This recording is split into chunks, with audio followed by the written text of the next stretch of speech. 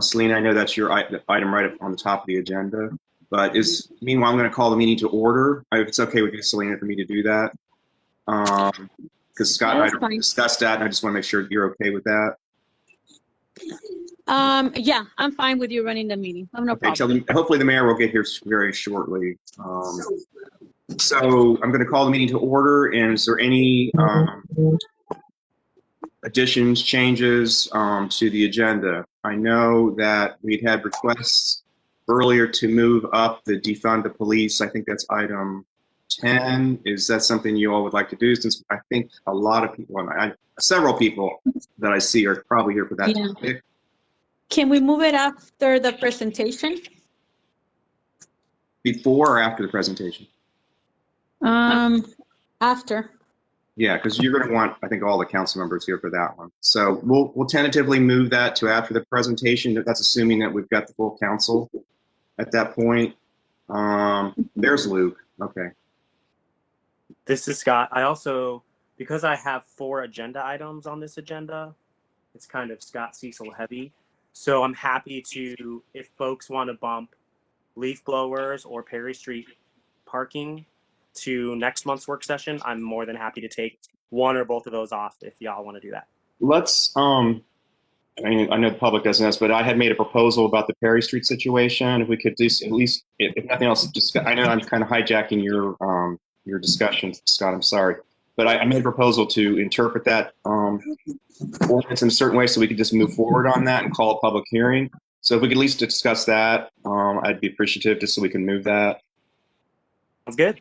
And then if you want to do a bigger, discussion, I know you made a big proposal. I'm okay with moving it to next work session. Luke, just to bring you up, Luke, you there? Yeah, there you go. The mayor's going to be late, so I hope it's okay that I'm running the meeting, but you're the vice mayor, so now you can do it. Thanks, guys.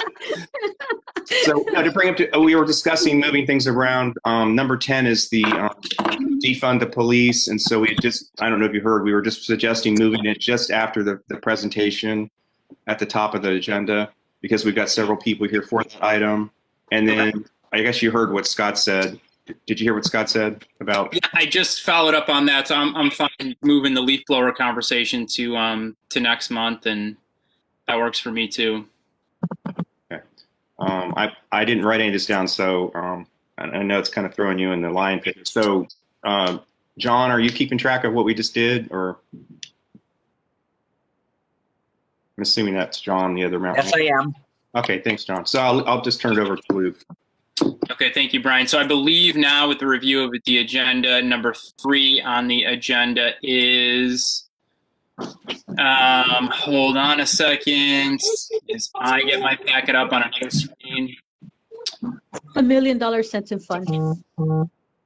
Okay, so we are not moving up the, Oh, we could do it. I thought what I heard is we're moving up the proposal on the defunding the police department. Is that going up to what number now? 4. 4. Okay, that's 4. Okay. So the agenda as amended is that as number 4, and then leaf blowers. Can I have a suggestion? Yep. Luke, can I have a suggestion? Do you mind if Brian reads the agenda so that way it will make life a little bit easier for you as acting chair? Yeah, that would be great. I knew you were going to suggest that. All right, so we have the $1 million incentive fund presentation by FSC first. Then we're going to, and that's the $1 million incentive fund for those that don't know what that's about. Number 3 would be the defund the police discussion. And there was 20 minutes for the $1 million incentive fund. How much time is it for the defund the police? Was 15 minutes. I'm scrolling on my own agenda here. Then number 5 would be the body camera footage from the shooting death of Leonard Shane, 10 minutes. Number 6 would be the abandoned vehicles amendment proposal, 15 minutes. Number 7 would be the rental leasing price controls, 10 minutes. Number 8 would be appointing a citizens police review advisory board. That's 15 minutes. Number 8 is a proposal for funding the community-based food security programs, 15 minutes. Number 10 would be the Youth Scholarship Program, 10 minutes. Then it would be actually number 11 again, right? Yeah. 11 is amending Chapter 1B, dealing with budgeting and financial procedures for multi-year budgeting.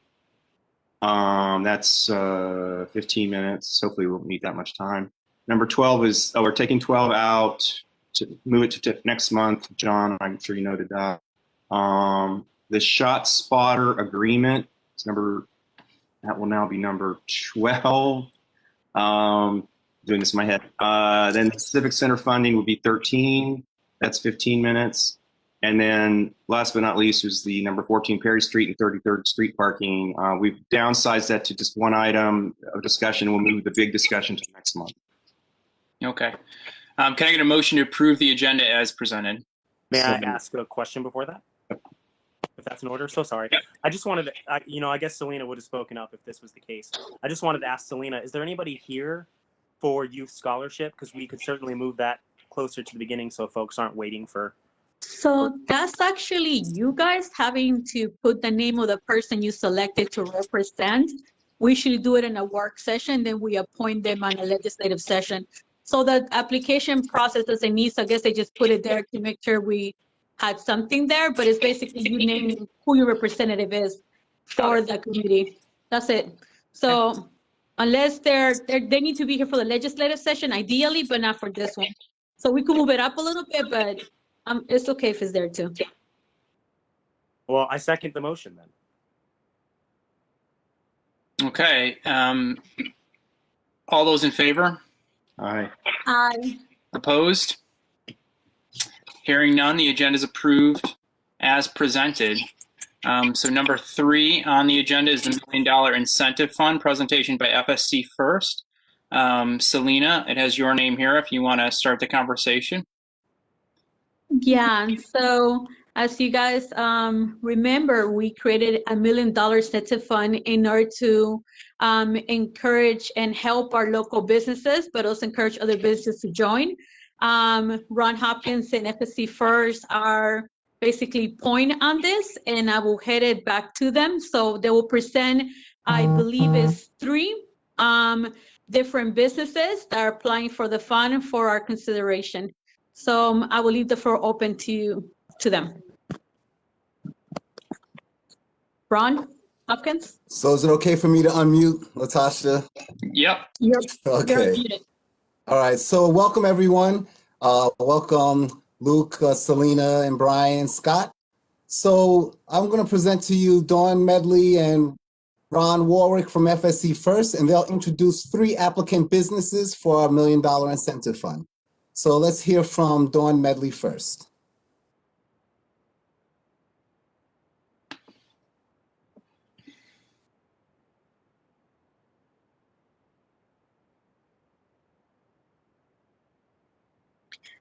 Dawn, if you're talking, you're muted right now.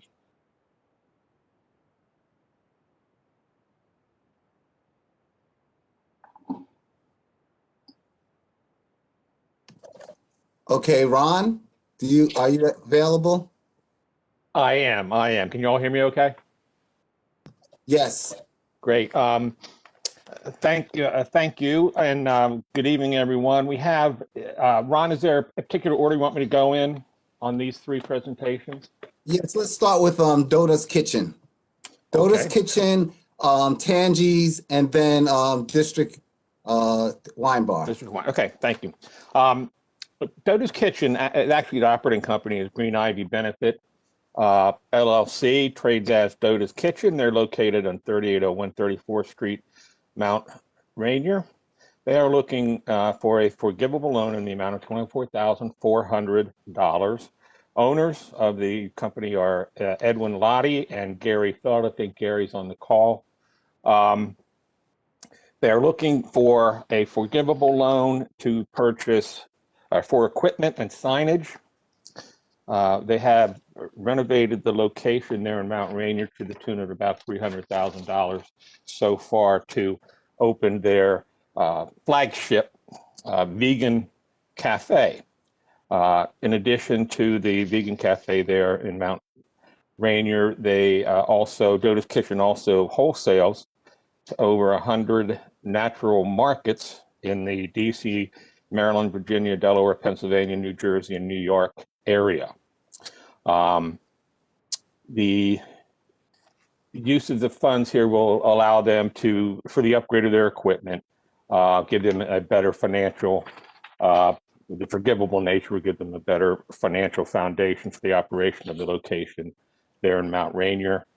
There will be 7 jobs created as a result of this opening of the cafe. I want to share a little bit about with the council about the industry outlook for the specialized food industry post COVID-19. You know, we've all been kind of sorting through that with minimal occupancy in restaurants, but the IBIS World industry analysis looks pretty favorable for that industry. As the pandemic, we move through the pandemic, employment starts increasing, disposable income, which drives a lot of this, is going to increase.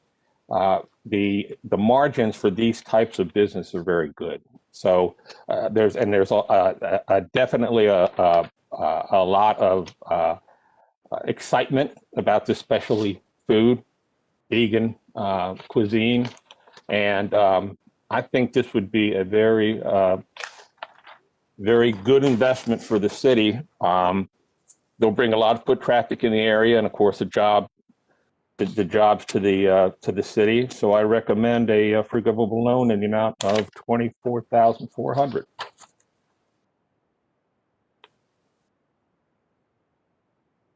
Any questions? I will turn it over. Ron, do you have anything else to ask before I turn it over? Anything else to add before I turn it over to the council? Not at this time. Okay. I will start with Ward 2. Brian? I haven't got any comments. Thank you. Scott? I don't have any comments yet either. We're going to be presented each of the 3 businesses, and is that correct? Yes, that's correct. Yes. Yeah, I would just as soon hear the whole presentation before I comment. So thank you. Okay. Okay. Ron Warwick, then I'll turn it back over to you if you want to finish the presentations for the companies. Okay. This is Selena. Yep. Sounds good. Sorry, hold on one second. Selena. I'm gonna have to put a complaint against my ward mate. I didn't turn over to our ward. I know. Go over to our ward, please. Yeah. No, I just wanted to just let the community know that Doa's Kitchen had their grand opening on Friday, so they are currently open and ready for business. And I make this announcement because originally this meeting was supposed to happen before they did the grand opening, but they already had their grand opening this Friday because we decided, we moved the meeting. So I just want to make sure that's in a statement that you guys are aware of as well. And I want to ask the team, I assume that folks from these establishments are on the call, and do we want to give them a chance to say a few words before we move through to each company? Do you guys have a preference? You only have 20 minutes. Okay. Then I will turn it back over to Ron Warwick to finish the presentation. Okay, sounds good. Thank you.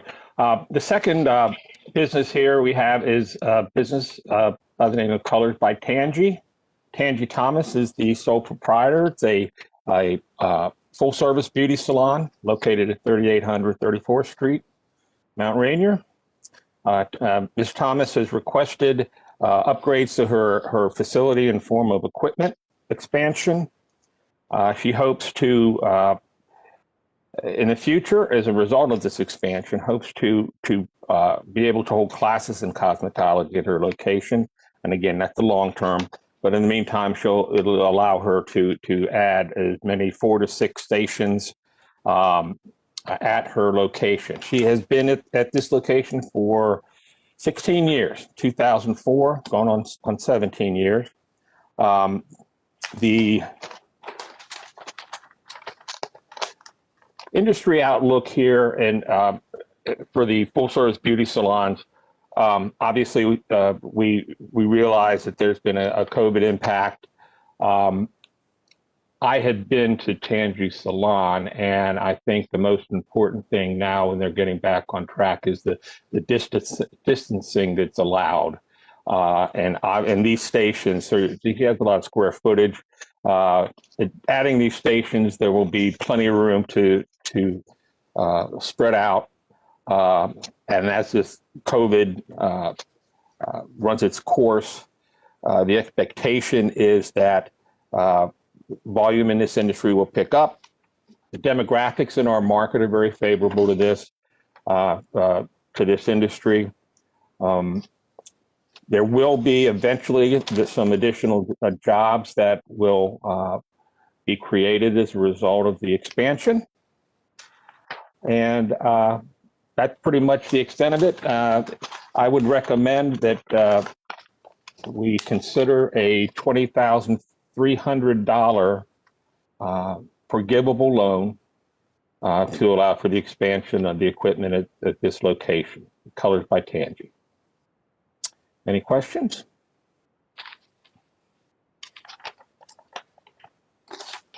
Ron, you can just go ahead and finish the third Okay. one, and we'll turn it over to council. Sounds great. The third one is ERA Wine Bar, LLC. They are opening a wine bar with limited restaurant service at 3300 Rhode Island Avenue, Mount Rainier. They are requesting a forgivable loan in the amount of $25,000 for equipment. Equipment will be a variety of items, refrigeration, ovens, things like that. And the owners here are Michelle and Lionel Grant. Michelle is a certified sommelier.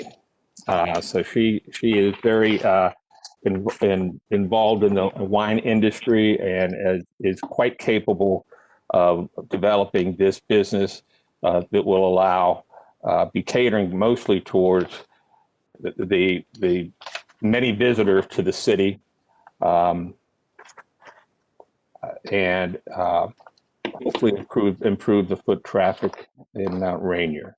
As far as the industry outlook for wine bars, again, this is driven a lot by disposable income, which is very favorable in our demographic. There will be increased foot traffic here. IBS World projects industry annualized increases in revenue of 2.3 to 2.7 billion over the next 5 years in 2025. Having said that, we're looking at a creation of as many as 8 jobs and additional foot traffic to the market in the city. So I would recommend a forgivable loan in the amount of $25,000 for fund purchases for ERA Wine Bar LLC. Thanks. Okay. Thank you, Ron. I will turn it over to Ward 2 again. Okay, I have a couple questions. So where's the wine bar going to be located? 3300 Rhode Island Avenue, right? Just if you're familiar with Pennyroyal. Yeah. In the Keating structure. Same building on the other end. Okay. All right, and I'm not going to presume anything. What, they're going to have a on-site only liquor license? I believe so, yes. And Michelle, are you on the call? Michelle Grant? She can also chime in if available. I see Michelle's there. Michelle, if you want to unmute yourself, you can go ahead and help answer that question.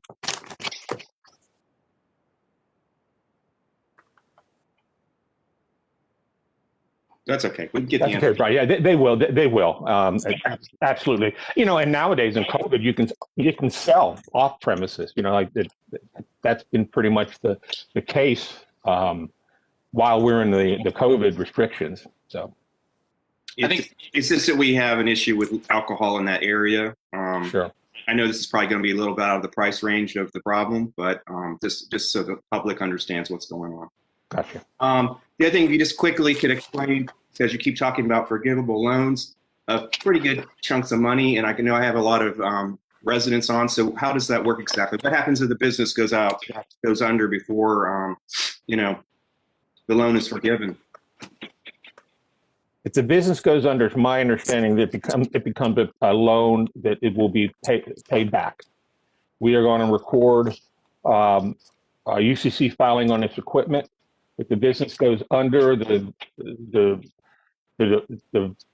basic the way we deal with that is the assets will be liquidated, and any remaining balance will be converted to a loan, and then we set it up on a repayment plan. Ron, is that? SC would handle all that paperwork and all that, right? Yes. Thanks. That's it for me. Okay. Latasha, are you able to unmute? She's unmuted. She's ready. Okay. Michelle, do you want to answer a question or say a few words here?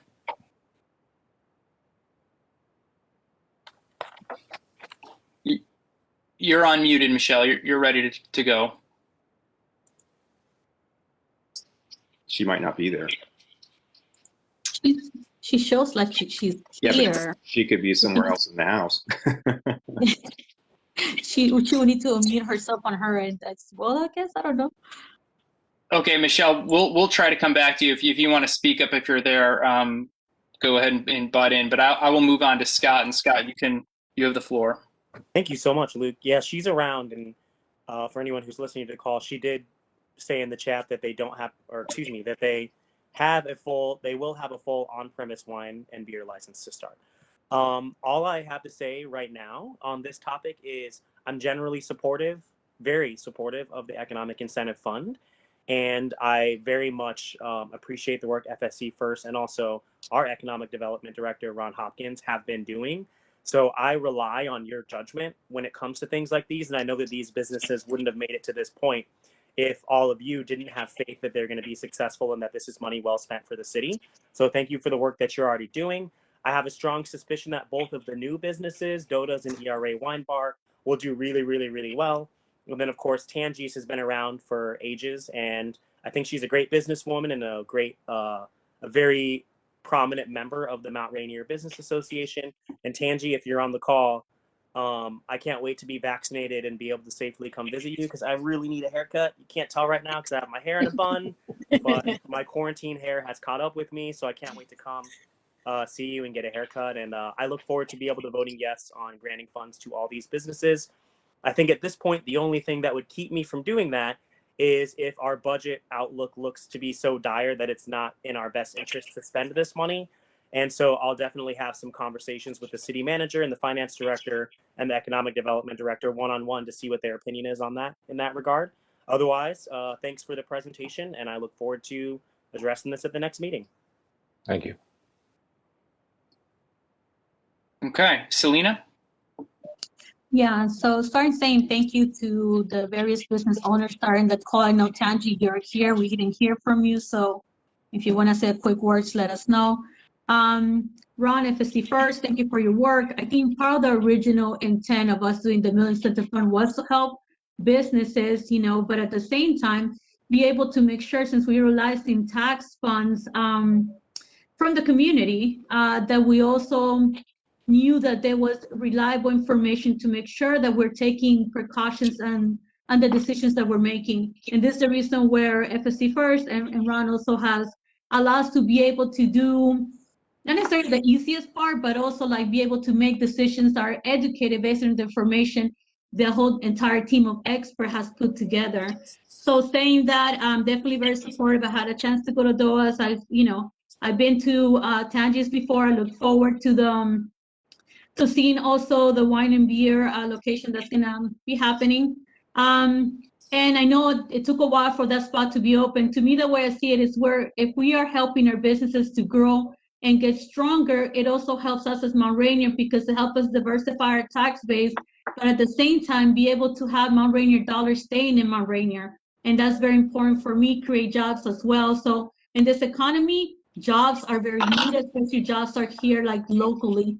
So the more of our business can succeed, the more we could, we could do better as a city.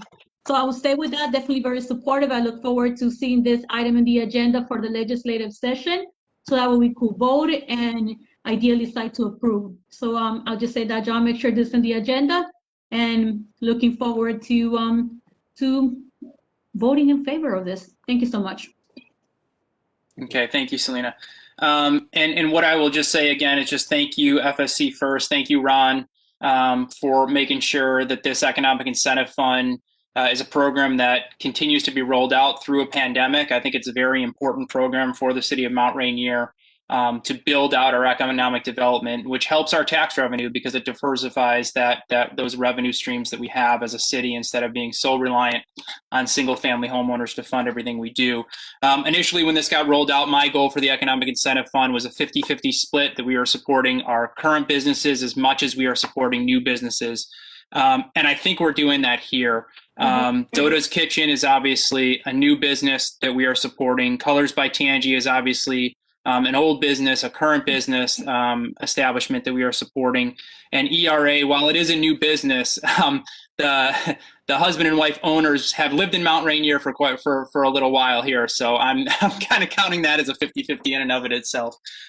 So I just really appreciate our ability to continue doing that as a community, to make sure that we are offering incentives to new businesses, but also making sure our current businesses who have shown the ability to thrive in Mount Rainier for a really long time, when maybe it wasn't so easy to be in a business in Mount Rainier. And I think it's great that we are helping them out and making sure they get to continue to be a business in Mount Rainier. So that is. You might want to count DOA as part of our network as well, because DOA also started selling a couple of their baked goods at Glutz.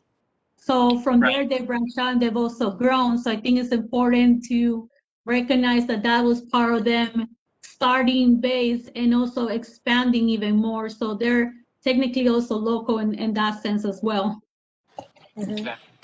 Excellent. And so, as Selena mentioned earlier, have this on the legislative agenda for us to vote on or talk about. I'm not sure if we can actually vote on it at the next legislative session, but we will have it there. John, how much time is left on this agenda item? You have 1 minute and 29 seconds. Okay. Tangi, I see you're on the line. Do you want to say anything quickly, about 30 seconds, and then I'll see if Michelle's there to talk? Yes, I would like to thank Ron, both Rons. They came to me with this over a year ago, and Ron Warwick and Ron Hopkins, they are the best. Like, I'm so blessed to have Ron in our city of Mount Rainier, and I'm thankful to be considered for this fund, and it will be money well spent on my business. And I would like to thank you all again for this opportunity. Thanks, Tangi. Thanks, Tangi. Okay, and Michelle, would you like to say a few words if you have a chance? Yes, I think I'm finally here. Can you hear me? Yes, we can hear you loud and clear. Okay, great. Also just want to extend a big thanks to both Rons, Ron Hopkins, Ron Warwick, as well as Don Medley, in helping us get to this place. We've been working on this deal and collaborating with the Menkiti Group for almost a year and a half, and as many of you know, this building in this particular space at 3300 has also been vacant for almost 5 years. So getting to the place where we could actually sign the deal, come to agreeable terms on both ends, I mean, this has just been a tremendous feat. And again, just really appreciate Ron Hopkins for reaching out to us and encouraging us to, keep our heads high and stay persistent. It's definitely going to pay off. So we're really excited. There is a lot of work still to be done, as I'm sure many of you are going to pass by and see. We're still working with a predominantly dark shell. We don't have engineering, we don't have mechanical, we don't have plumbing. So there's a lot of work, blood, sweat, and tears that we're going to put into this. But I'm really excited and just looking forward to hopefully welcoming you all there. Cheers. All right. Thank you, Michelle. And I cannot wait to have some wine with my wife in the bar. Okay. So I believe that is it for this agenda item. Can Gary speak? Can Gary speak from Dodo's Kitchen? Sorry. Didn't see that. Yeah, Gary, go ahead. Yeah, I just wanted to say, so Dodo's Kitchen, for those who don't know, we are a truly local Mount Rainier company in the sense that all the ownership, me and my business partner, Edwin, we've lived in Mount Rainier for a number of years. I spent 2 years trying to get multiple properties in Mount Rainier and have failed until we finally got what used to be Bird Cafe.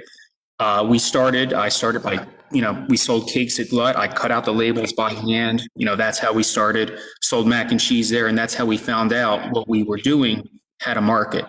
And now about 3 years later, we're in over 100 markets throughout the region in New York. We launched a cafe in Baltimore, and we're launching our flagship cafe in Mount Rainier, which isn't just a cafe. We had a giant fridge and freezer added so we can launch meal plans that travel throughout the region. Individualized meal plans, which we've already launched about a month ago. We're launching catering. And I think we're a good company to invest in, not only because we're a local company, but because we've shown, that we have multiple streams of revenue and we're serious about what we do, and that veganism, at least the way we present it, isn't just a specialized thing. Our mission is to make veganism both accessible and delicious. So we're a low price point. It's soul food that everybody likes, mac and cheese, and I think it's more than just a specialized niche that it has been in the past. So, I look forward to being part of the community here. Awesome. Thank you, Gary. Appreciate that. And thanks, Ron, for making sure Gary had a chance to speak. Okay, so we're going to move forward on the agenda because I know we are out of time. And I believe number 4 on the agenda now is defunding the Mount Rainier Police Department budget, 15 minutes, and I will turn it over to Scott. Great, thanks, Luke. In hindsight, capping the MRPD budget would have been a better title for this agenda item, but that's on me. So, I should have thought of that beforehand because all of the political baggage that comes along with the word defund seems to be present here, but that's okay. So I'm going to take the full 2 minutes to describe this, and I hope nobody minds on that. So I want to have a discussion with the other council members about whether or not there's interest in capping the MRPD budget as a percentage of total expenditures. And this idea didn't come from nowhere. It's generally not an approach that I would ever take, because I don't think it's the best strategy. But the FY 2021 budget that the mayor and council passed at the time was allocating about 37% of the city's total budget to the MRPD, which for me is a very high number.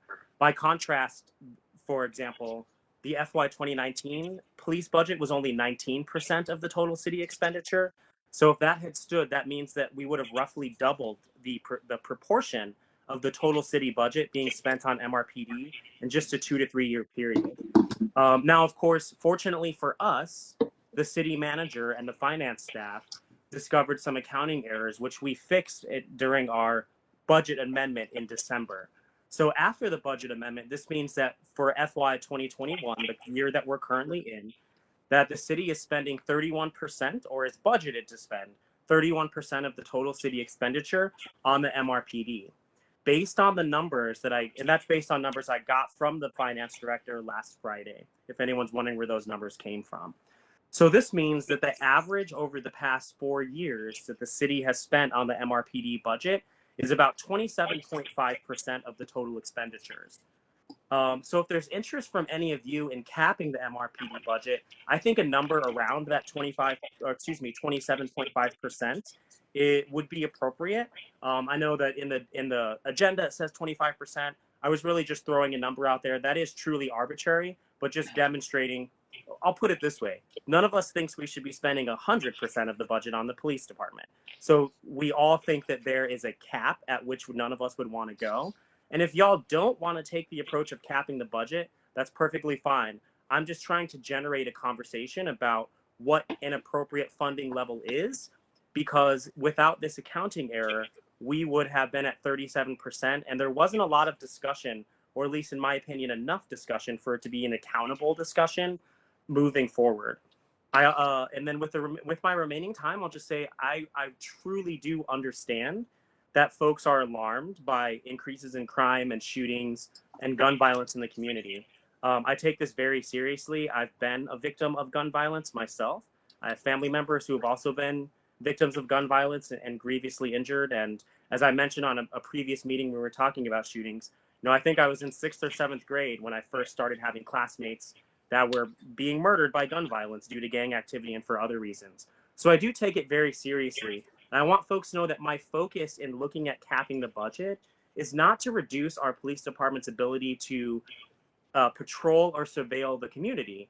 Rather, I'm hoping that over time we can move our community in a direction where we turn to alternatives to armed police officers to address problems which don't pose a direct threat to public health and safety. For example, in my opinion, we don't need armed police officers engaging in traffic enforcement or parking enforcement or nonviolent neighbor disputes. There are other models out there, like the Cahoots model, for example, which has been shown to be effective over the last 30 years. And I know for sure, based on conversations I've had with other residents, that I'm not the only council member that's interested in exploring different models where we can reallocate different resources away from law enforcement personnel so that they can focus on preventing violent crimes and not have to be bogged down with things that aren't suited for police officers to do. And then I'll just say in closing, and I'm really looking forward to hearing what other folks have to say, I would view, whether we do this or not, I would view capping the budget as the first step towards accomplishing two main goals. So the first is allowing our police officers to focus on violent crime to the greatest extent possible, rather than to have their time and resources consumed by doing work which may be better suited for social workers, public health professionals, substance use counselors, public mediators, etc. And then second, developing programs, potentially in partnership with the county and or neighboring municipalities, that we could fund programs and personnel who are better suited for people that are better suited for people that are not carrying badges and guns. So I know that I'm not alone here on the council in terms of wanting to look at other models of policing. And I know that's what Chief Morgan's been doing for the last couple of years since he's been here. So I think I'll leave it there. I'm looking forward to just hearing reactions from the other council members and just hearing where you are, even if you don't agree with the capping the budget approach. And then I'll reserve my other comments until after everyone else has spoken. Thanks for giving me this amount of time. Thanks, Scott. We started with Ward 2 last time, so Selena, I'll start with you. Thank you. I had to unmute. I will tell you where I'm at with this. Yeah, I think that unfortunately the way it was titled, just you're trying to marry two different ideas, and I think one of them is good, and I think the other one just gave leeway for people to be concerned about that percentage. The other thing is, like, the numbers that I have, even through the finance office, are not the same ones as you have. I have 31% for the PD budget for the adopted FY21 budget. That is what at least I have. And this is without the amendment. The amendment was actually approved in January. So this is relatively new. Saying that, I will tell you this. For years, part of the reason why Chief Morgan was selected to be our chief was because we wanted a community base that was emphasis a lot on community to get us where we need to be. Quite a few council members, even before us, started working on this model to start, like, not necessarily defunding, more like diversifying, like, the funds for PD to be able to obtain the things that the community needed. Case in point, the part-time social service coordinator, at the point only half-time was able to be funded, right? With the idea to figure out this is what was needed, structure, and then eventually think about getting two part-time ones or one full-time social service coordinator. Same thing goes with the detectives. Same came with, like, front office personnel, to make sure that we have people there to take care of the community when they needed to come. You don't need an armed officer to be able to receive payment or receive information and stuff like that, right? So I would say if you separate one idea from the other, it definitely has a lot more leverage. And this is my opinion. So, and I also feel that there's some of the things that you have mentioned, something that I know at least I have mentioned when it comes, including, certain people. I'll tell you at least what I've been working and trying to push at the county level and already passed is creating a team. So they were able to diversify certain funds to be able to create a response team, kind of like the one you mentioned. So my thing now is, like, how does we as Rainier connect to the team? Because I saw firsthand, I happened to be at the food distribution side, when we had the person that needed the help, part of their response team was a little different than the response that we needed, but we needed to get to not just the negotiator, but we needed to get to the psychologist to be on site. But part of it came with a package deal, right? And it wasn't maybe the package deal we were looking for. So they did follow instructions. They did take lead saying, okay, you guys need to back up. This needs to be dealt differently, and then it was dismissed, right, and said we'll deal with it internally because we do not want this to escalate. What I'm saying is, at least I'm not where the 25% cap is at. I am 100%, and this is something I've been working for years as well, and finding what else the community needs, you know. So community was having concerns about there's various cases that were not being solved, so that's the reason why we got our personal detective, so that we didn't fall in the piles of work that Prince George's County already has. So that allowed for that to happen. So I would say I'm still supportive of diversifying fund in order to create that. Let's work with the county since they're creating a team. They do have more resources, because my biggest issue is right now, and a couple of cities are also having, is like they cannot have 3 or 4 different teams with a small little budget that we have. You know, when you have like cities that are able to move, you know, relocate $8 million from the PD budget, I'm sitting there going, that's not even, that would be our whole entire budget in $1 million plus, right? But what I would like for us to focus is work with the county and the response team, figure out how we could create some sort of support when it comes to our local team in order to be able to help our officers, but also training for the officers, you know, that need to take place. And I feel like there's been a lot of training happening in PD, and that's what you're also seeing the model switching into them giving citations or giving warnings or things that they've been doing for a bit as well. It's like taking the person that needs help to the hospital instead of like taking them to jail, de-escalating the situation. I've seen it, you know, firsthand. A lot of the times they might not see me because I'm driving around doing like, or walking around doing work, but I've been able to see a lot of work that they've been able to do. So I would say if we could demarry the two, we could start focusing on working on that, but also utilizing the stuff that's already being placed. So if the county's already working on their team, let's figure out how we could work to be able to strengthen, and because we're not going to be able to have a 24-hour even immediate response act team, but we might be able to pair up with the county and figure out how we could build upon our team. So that's kind of where I would say, but definitely double check your numbers, because I'm at 31% adopted budget. That's where I'm originally are. That's even before the adjustment, but do take in consideration that all the departments took a big cut because we were like faring also when it came to COVID. That's something else that we need to take into account. So we are working at a specific budget as well right now because of the fact that we were trying to brace for what COVID might mean to our tax base that is not diversified. So I would stay at that. So supportive on the second part, you know, to try to find ways to be able to support and, you know, and expand like when it comes to the things that are needed, but not on the capping of the 25 or any cap basically at this point. Okay. Thank you, Selena. Brian? So I have a few things to say. So I just want you all to realize that when I came on council in 1997, almost 50% of the city budget went to the police department. So getting it down to 30 is pretty incredible. I know we've added a lot of new positions to the departments, which has helped, you know, that balance that out. We also stopped doing our own dispatch, which was a huge expense for the city. And of course, it's been proposed to reduce that further, although it would raise the tax rate on our residents, but to go with the county for dispatch. I'll just throw that out there. I think an appropriate funding rate or level is what is needed.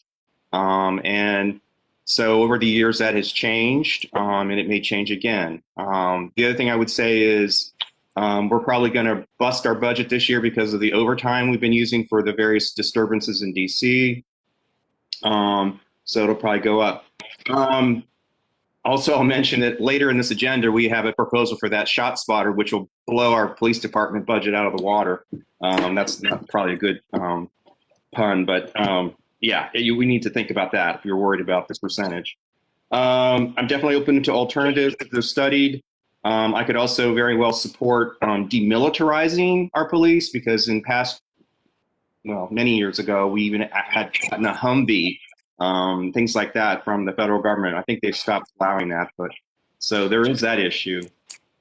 Also, just want to mention that, you know, we do have the community does seem to support our police department a lot. I mean, we've added a social services coordinator, as Selena mentioned. We have an Explorer program. We do have community policing. They're going door to door. They're meeting the people. And they're in the schools helping with, the end of the day and beginning of the day with the schools.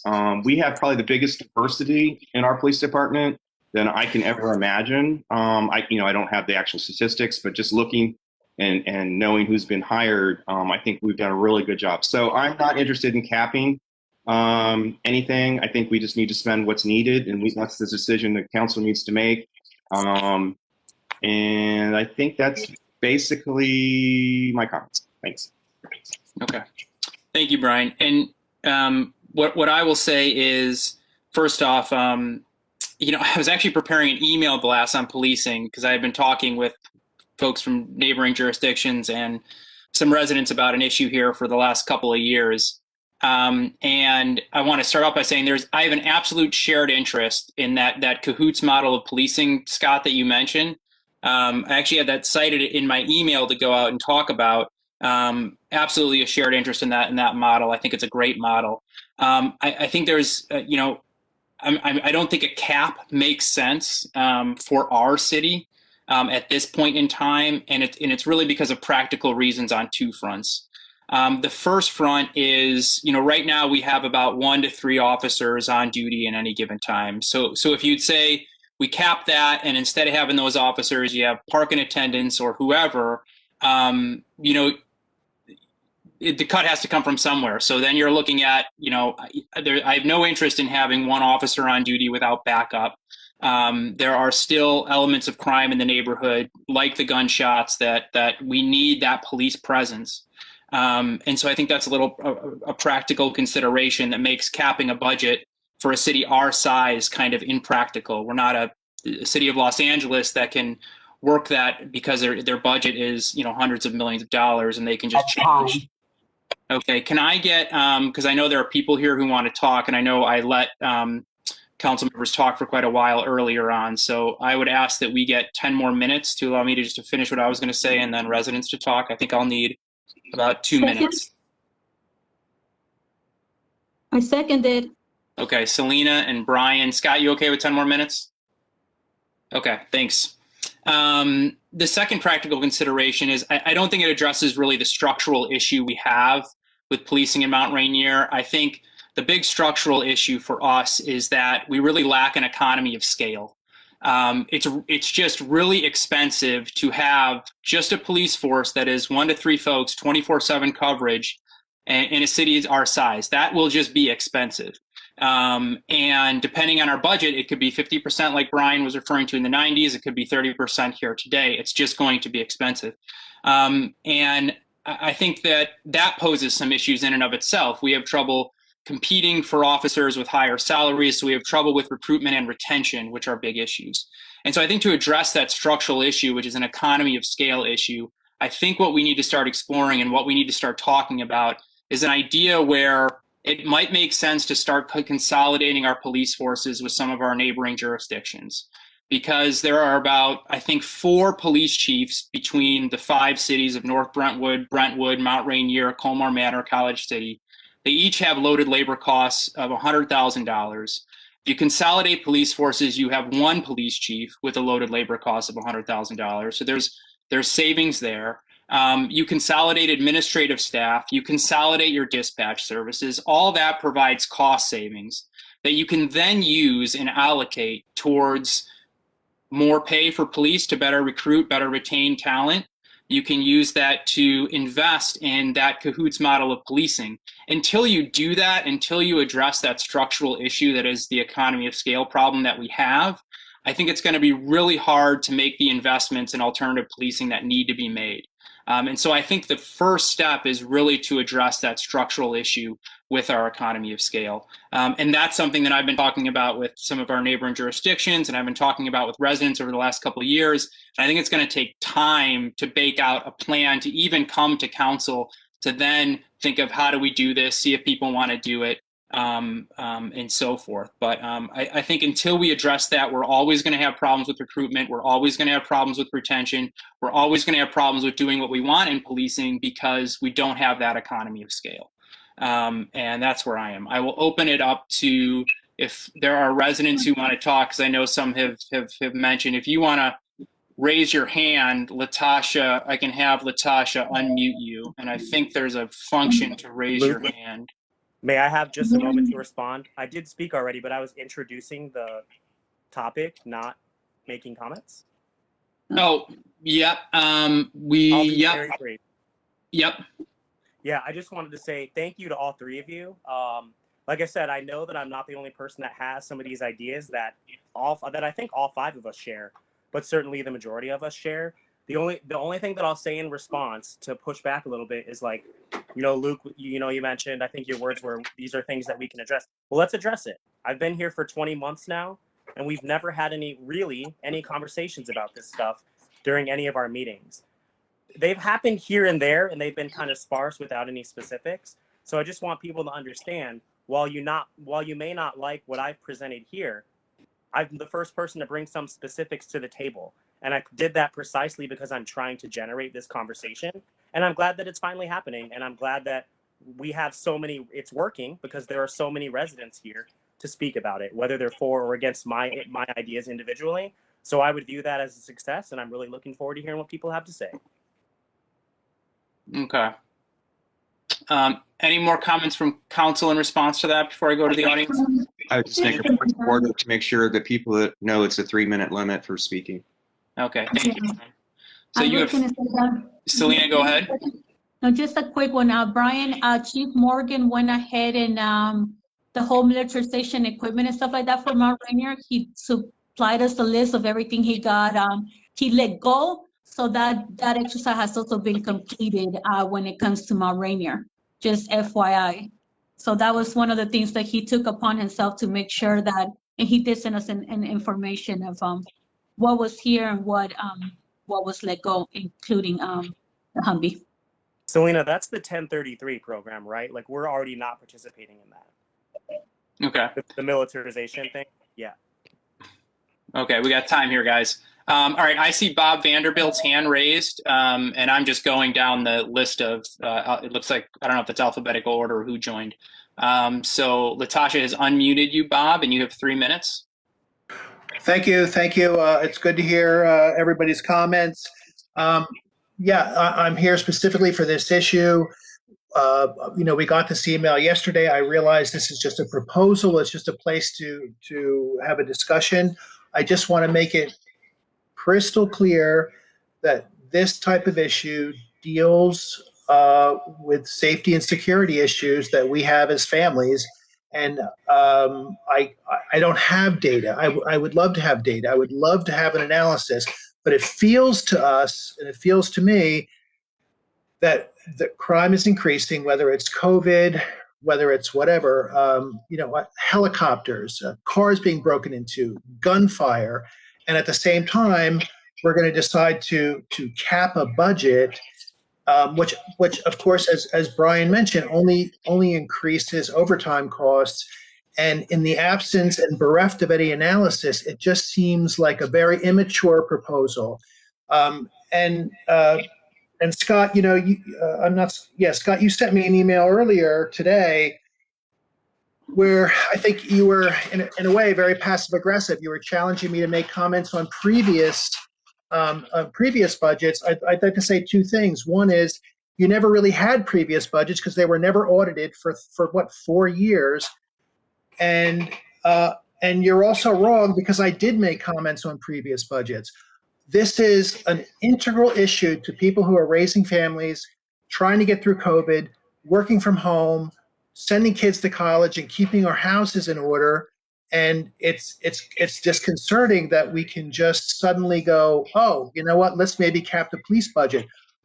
I would agree with you if you come up with a longitudinal study that's based in facts, that has statistics year over year, that incorporates comments from the police. I'm all for it. I will back you 100%. But in the absence of those, in the absence of a statistical analysis or a study, I want you to hear me that I am completely against anything that affects our safety and security as a community. And I will yield my time to whoever else wants to speak. Okay. The next person, thank you, Bob. The next person whose hand I see raised is Jess Epstein. So, and Jess, you were just unmuted, so you have 3 minutes. Appreciated. I want to, can you hear me? Yep. Great. I want to thank Scott for raising this issue, and I want to thank you, Luke, for the thinking that you're doing around the merging / cahoots idea.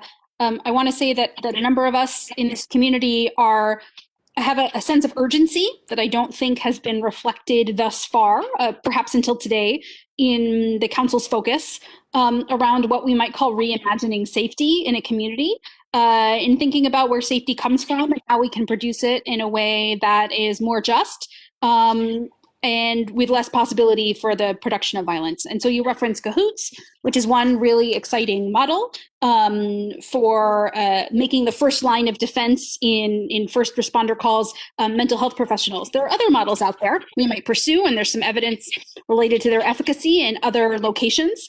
I think, Luke, you're right to point to this issue of scale. It seems to me that it's really, really worthwhile for council to prioritize thinking through how we might merge with other jurisdictions to make one of these solutions, whichever it is, more affordable, more possible. And while I appreciate the critiques of Scott's proposal, I very much appreciate the long-term vision of ultimately reducing the amount of money, the amount of funds we dedicate to safety, which go to the police. You know, as an example, in our police department, 84% of our budget is salary and benefits, but it's not all for officers. There's a records manager, a civilian physician, a parking enforcement officer, a code compliance guy, a permit tech, a co-compliance inspector. All of those folks could hypothetically be located elsewhere. And I think it's worth having a conversation as a community about the police as an institution and how big they ought to be as a percentage of our budget and also of our approach to safety and security in the community. I'll yield. Thank you very much, Jess. Okay, the next hand I see is from Abby, and you have 3 minutes. Hold on, Abby, before you start, John, how much time do we have left on this topic? Well, we're doing 3 minutes now for each of the comments. Okay, good. So you pause it. Okay, thank you very much. All right. I'm timing each person. Okay, great. So Abby, you have 3 minutes. Hi, thanks so much for allowing comments on this. So Abby Greenwell, 3800 block of 32nd Street. And I just wanted to sort of add my voice to what Luke was saying, for instance, because I know I've seen a lot of different proposals, right, over my years here in Mount Rainier. And one of them is, well, we just get rid of the department entirely, right? It's not worth the money. It's ridiculous. We spend so much money. We go to county police. Well, I don't think that's the way to go either. I like this idea of teaming up with some smaller communities near us to build economies of scale.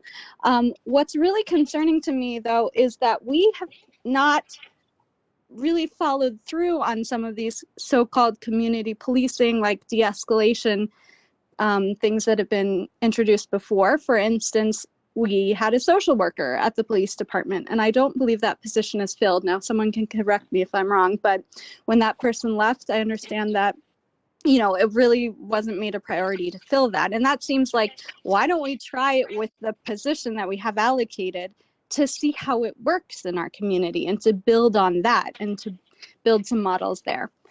So that's all I want to say. And the other thing is the money. Seems like the change was code enforcement moved over to MRPD in between those 2 years you cited, Scott. I could be wrong, but that would also add personnel costs. Thank you. Okay. Thank you, Abby. And Nina is next. I see Nina Young with her hand raised. And we will unmute you in a second, Nina. There you are. You're unmuted, Nina, so go ahead. You have 3 minutes. Yeah, thank you. I live in the 2900 block of Upshur Street. I agree a lot with a lot of the points that Brian made. I think you need to spend what you need to in order to achieve public safety and good community policing, and maybe a time well spent is looking at how you can improve your community policing. And as the previous speaker said, utilize some of what you already have in terms of social workers, and in terms of also just better apportionment of your budget. I don't really see the need for code enforcement to be under the police, but could be its separate budgetary line item as it is in several other municipalities. I would really caution against looking to consolidate with other municipalities. I was part of the experiment in Brentwood. It failed miserably. It's the reason why Brentwood has its own municipal police. Residents there never felt like they were achieving the public safety goals that they wanted to, that they were getting resources devoted to them.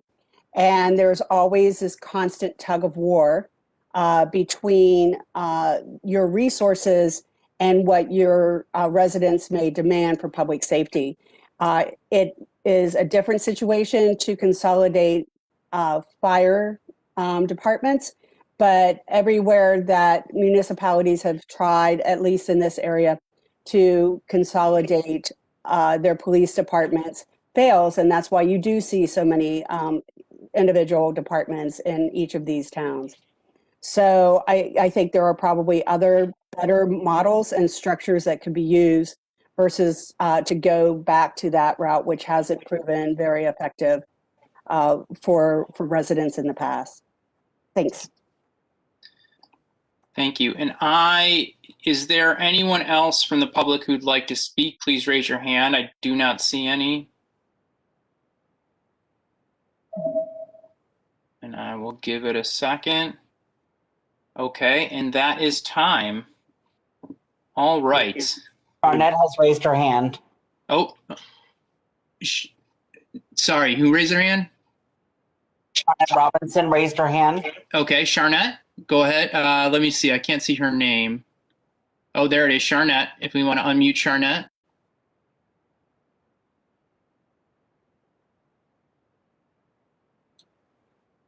Good evening. I just want to add real quickly, I worked in policing for over 31 years, and I've lived in Mount Rainier for a very, very long time. I would like for the county to take a look at itself internally, for our council to take a look at what's going on. You all are currently paying the county as well as Hyattsville for dispatching services. Did that not happen at some point? No, we pay Hyattsville for dispatch services. At any time was money paid to the county, and are we currently paying the county for any police services? No, ma'am. Okay, I was under the impression that we were paying the county. Well, For, we have a differential. We do pay some taxpayer money to the county because we have a differential. It's not, I don't think it's 100%. Right. But there is an amount that's being paid now. So, I mean, I guess what I would really just like to see is for us to take a look at what we're currently paying out, and if there's a way to reduce that 31% or whatever the amount is that we're paying for the police department, and still be able to maintain a good quality of services. But I don't think that the plan is to just go in and automatically chop it. And to use the phrase defund the police, I think that there are just other things that you could look at that would make more sense than just cutting out the police services that we currently have. That's it. Is it possible that Tom and Judy are having some kind of a problem with raising their hand? Can they speak through our mic? Sure. Well, I can have Latasha, can you please unmute Judy, Alba, and Tom? Luke, this is Scott. I know we want to keep things moving, and I do want to hear the other people that are here to speak.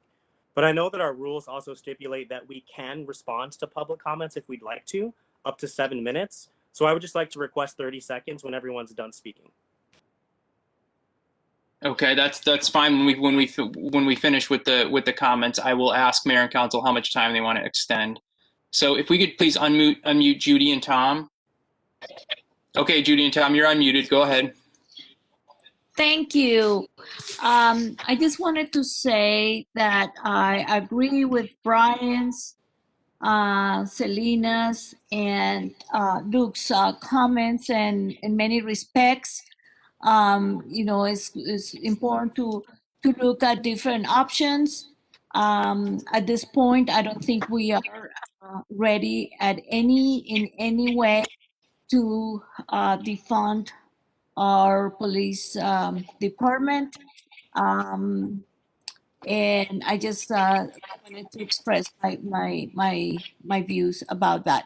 I think we need to explore more safety and security for our community and not less. So I don't have anything to say anymore about that, but I wanted to express my opposition to any proposal to defund the police right now. Thank you, Judy. There's no clear evidence of what the problem is to have to defund it. I think it needs to be studied, and that's it. Thank you. Thank you, Judy. And Tom, would you like 3 minutes as well? Let me just say, I don't have the statistics, but my impression is that crime has increased and is increasing in the neighborhood. Gunshots every week, as far as I'm concerned, car break-ins, vandalism. And I think it's odd in that environment to be talking about defunding the police. I do want to say that I've had good experiences with that police department, good communication, and the impression that the police officers who are part of the police department now really are committed to securing our safety and well-being, and I'm grateful for that. So thank you very much. Thank you, Tom. Okay, are there any other residents? John, do you see anyone else with their hand raised? Okay. Okay, Mayor and Council, we are over time, so how much time do you want to add for responding to comments? Whatever Scott wants, but I'll just make a point of order. The comment period, time period he's talking about is for public comment, not for legislative discussion like we're having, but I'm supporting for Scott, since it's his issue, to respond to the comments. Okay. I would like something to say as well. Look, after, in the meantime, can we mute everybody's mic that's not speaking? Because a couple of mics were still open. Okay. All right, Scott, I will turn it over to you for, did you want 30 seconds? Was that good enough, or you want a minute? 30 seconds would be great. Should I start? Yep. Okay, thank you. 20 seconds now. Yeah. I'm kidding. Oh, no. Yeah, I just wanted to say quickly, you know, to Bob, because you addressed me directly, you know, I understand that intent doesn't matter as much as impact. And so, as you said, my email to you today impacted you in the way that it felt very passive aggressive. So I'd like to apologize to you publicly for that. That really was not my intention. And I want to let you know that you're one of the people that wasn't muted when you joined the meeting. And there's somebody there with you who said something very vile about me before the meeting started about Chief Morgan, which is not true.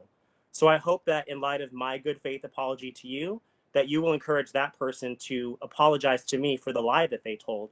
I've never said anything bad about Chief Morgan, and that's not why he left the city. He left the city because he got recruited. So I hope that you'll stop repeating that lie and that you'll apologize to me for it. Okay, Selena. Sorry, I'm like, I was not expecting that. I can go. I will tell you what I have to say.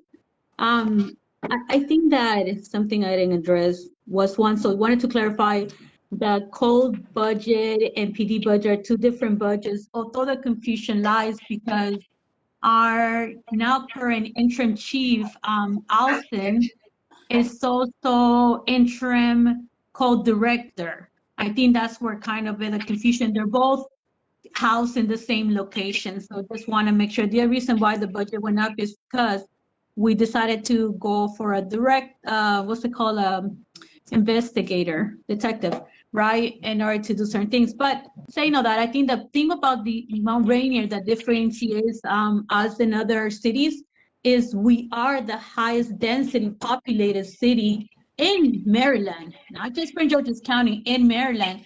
So we have approximately 9,000 people most of them living in the apartments. So it's like a city upon a city upon our city. So let's that also make sure that we take into account that we are bordered with DC, and some of the DC problems are also bleeding into our neighborhood.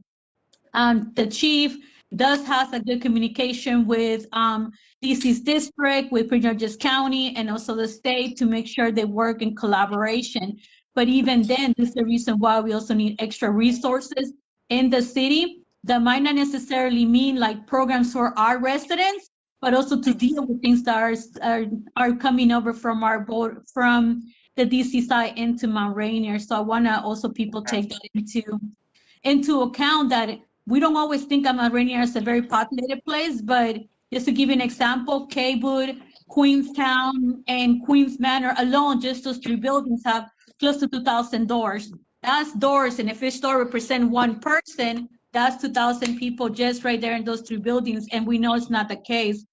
So saying that, we also need to take an approach that best reflects where our community is when it comes to models, and this is the reason why I feel like there is a 5-year plan when it came to cameras. We did put cameras in, body cameras in our officers, in our cars and stuff like that. So that's some of the increases that we have seen in the budget when it comes to PD. My thing with moving certain people out of PD, where there is parking, we only have 1. It's like, who's going to be directing those people? And to ask a city manager to direct like 4 different people among directors, it's just not realistic. They have a lot of other things they need to do. So I think it's a good conversation. Quite a few of us have brought it up, and so it's not the first one that's being brought up. And like I said, some of us have been working also at a county level to make sure we figure out how it directly impacts Mount Rainier and get the resources we also need here, because one municipality alone could be able to solve things but not do everything. So thank you for that, and thank you for you that made it keep and took care of this. Okay. 8 minutes, could do whatever I want with you. Okay. Thank you, Selena. And I will just try to stick to the 30 seconds here. This is not a conversation that has just happened. It's a conversation that I'm happy, Scott, you put on the agenda for tonight.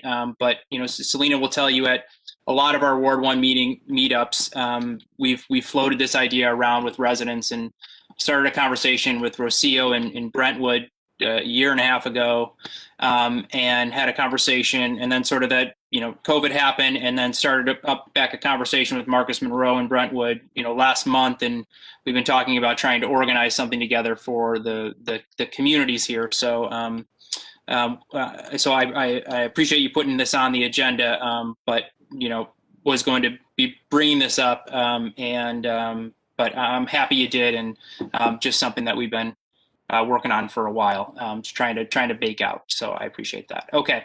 And something, I know I was probably over the 30 seconds. Somebody is, I think, there we go.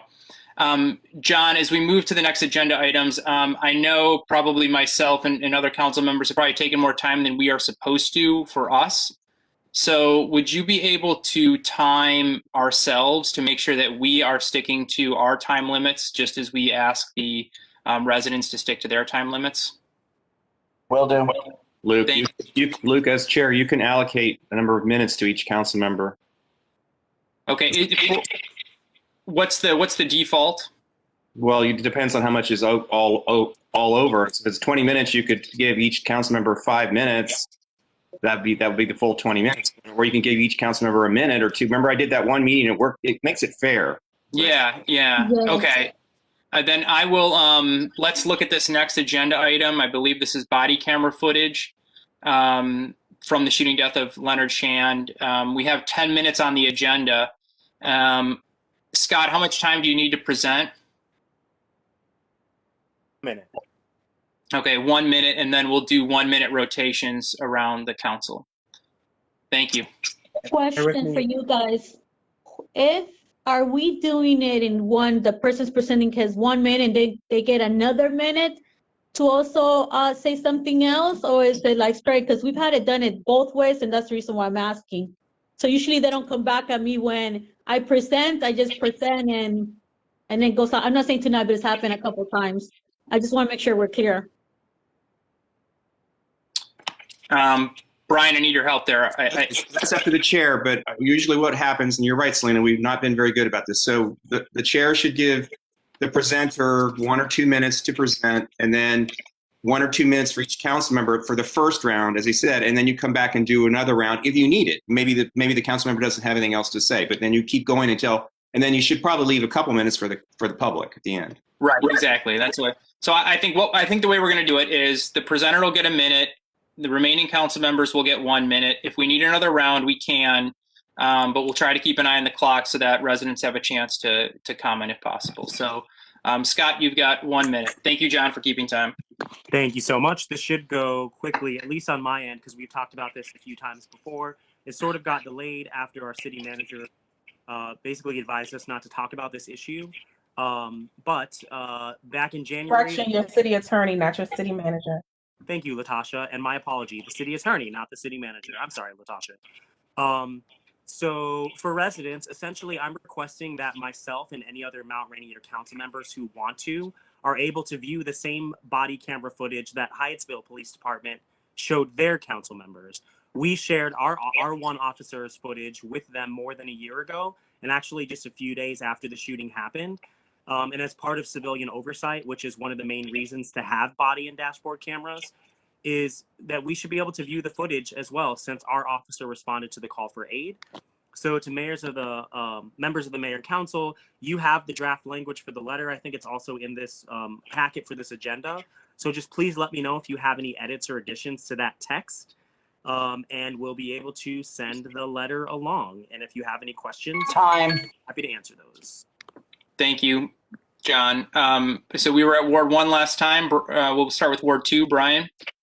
Just a point of clarification, Scott. The city attorney did not want us to discuss other matters that you had included with this letter. I had previously supported you on this agenda item as it is stated at this point. There was other things that you had added to it that were problematic. I'm assuming that the city attorney has reviewed your letter. If not, the only request I would have is that she do that before we vote on this at the next meeting. But I don't see anything that jumps out at me it's a simple request to me. And so I support doing that as long as the city attorney is okay with it. Thank you for putting the letter together. Thank you, Brian. All right, Selena? Yeah, I definitely have the same recollection that Brian has when it came to the discussion of the subject. I will say that I read it and I felt it was, am I correct in saying the legal has not looked at this letter, Scott? Scott? Yeah, I just needed a second to unmute.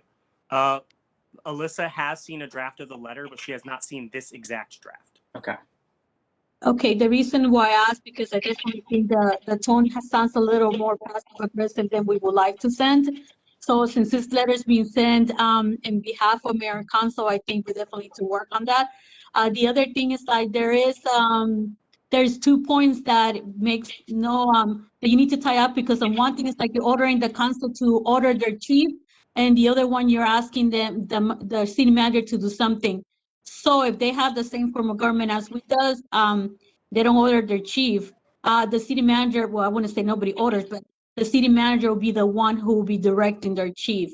So I think that there's some, that you need to work on that, but definitely maybe narrow it down to more to the point, because the point gets lost.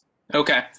Thank you, Selena. And what I will say is just echo the comments earlier made by Brian. Thank you for working that up and making some of the changes that the city attorney had spotted. I don't see anything problematic with the letter, but to the extent that anyone has edits, my request would be that we get those edits back to Scott by COB Friday, and then Scott can incorporate those edits and get them over to the city attorney. The city attorney can make any edits and we can review it at the legislative session and get it out.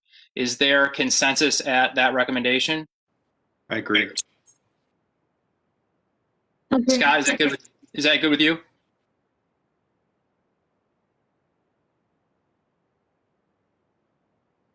Sorry, I was having trouble unmuting again. Yeah, that sounds great. I would just make a request. Selena, thank you for what you said. I hear what you're saying.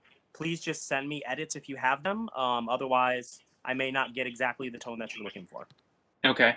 So if everybody could please just get edits to Scott by COB on Friday, we can he can incorporate those, turn those around to the city attorney, and get that letter ready for us for the legislative session. Thank you, folks. Okay. Do we have any comment from the public on this item? Please raise your hand, or if you don't know how to raise your hand, text into the chat box or bang your baseball bat into your computer screen. Okay, I'm the only one who's going to laugh at that. Okay. We are moving on to the next agenda item, which I believe is number 5, abandoned vehicles. Councilmember Nedler.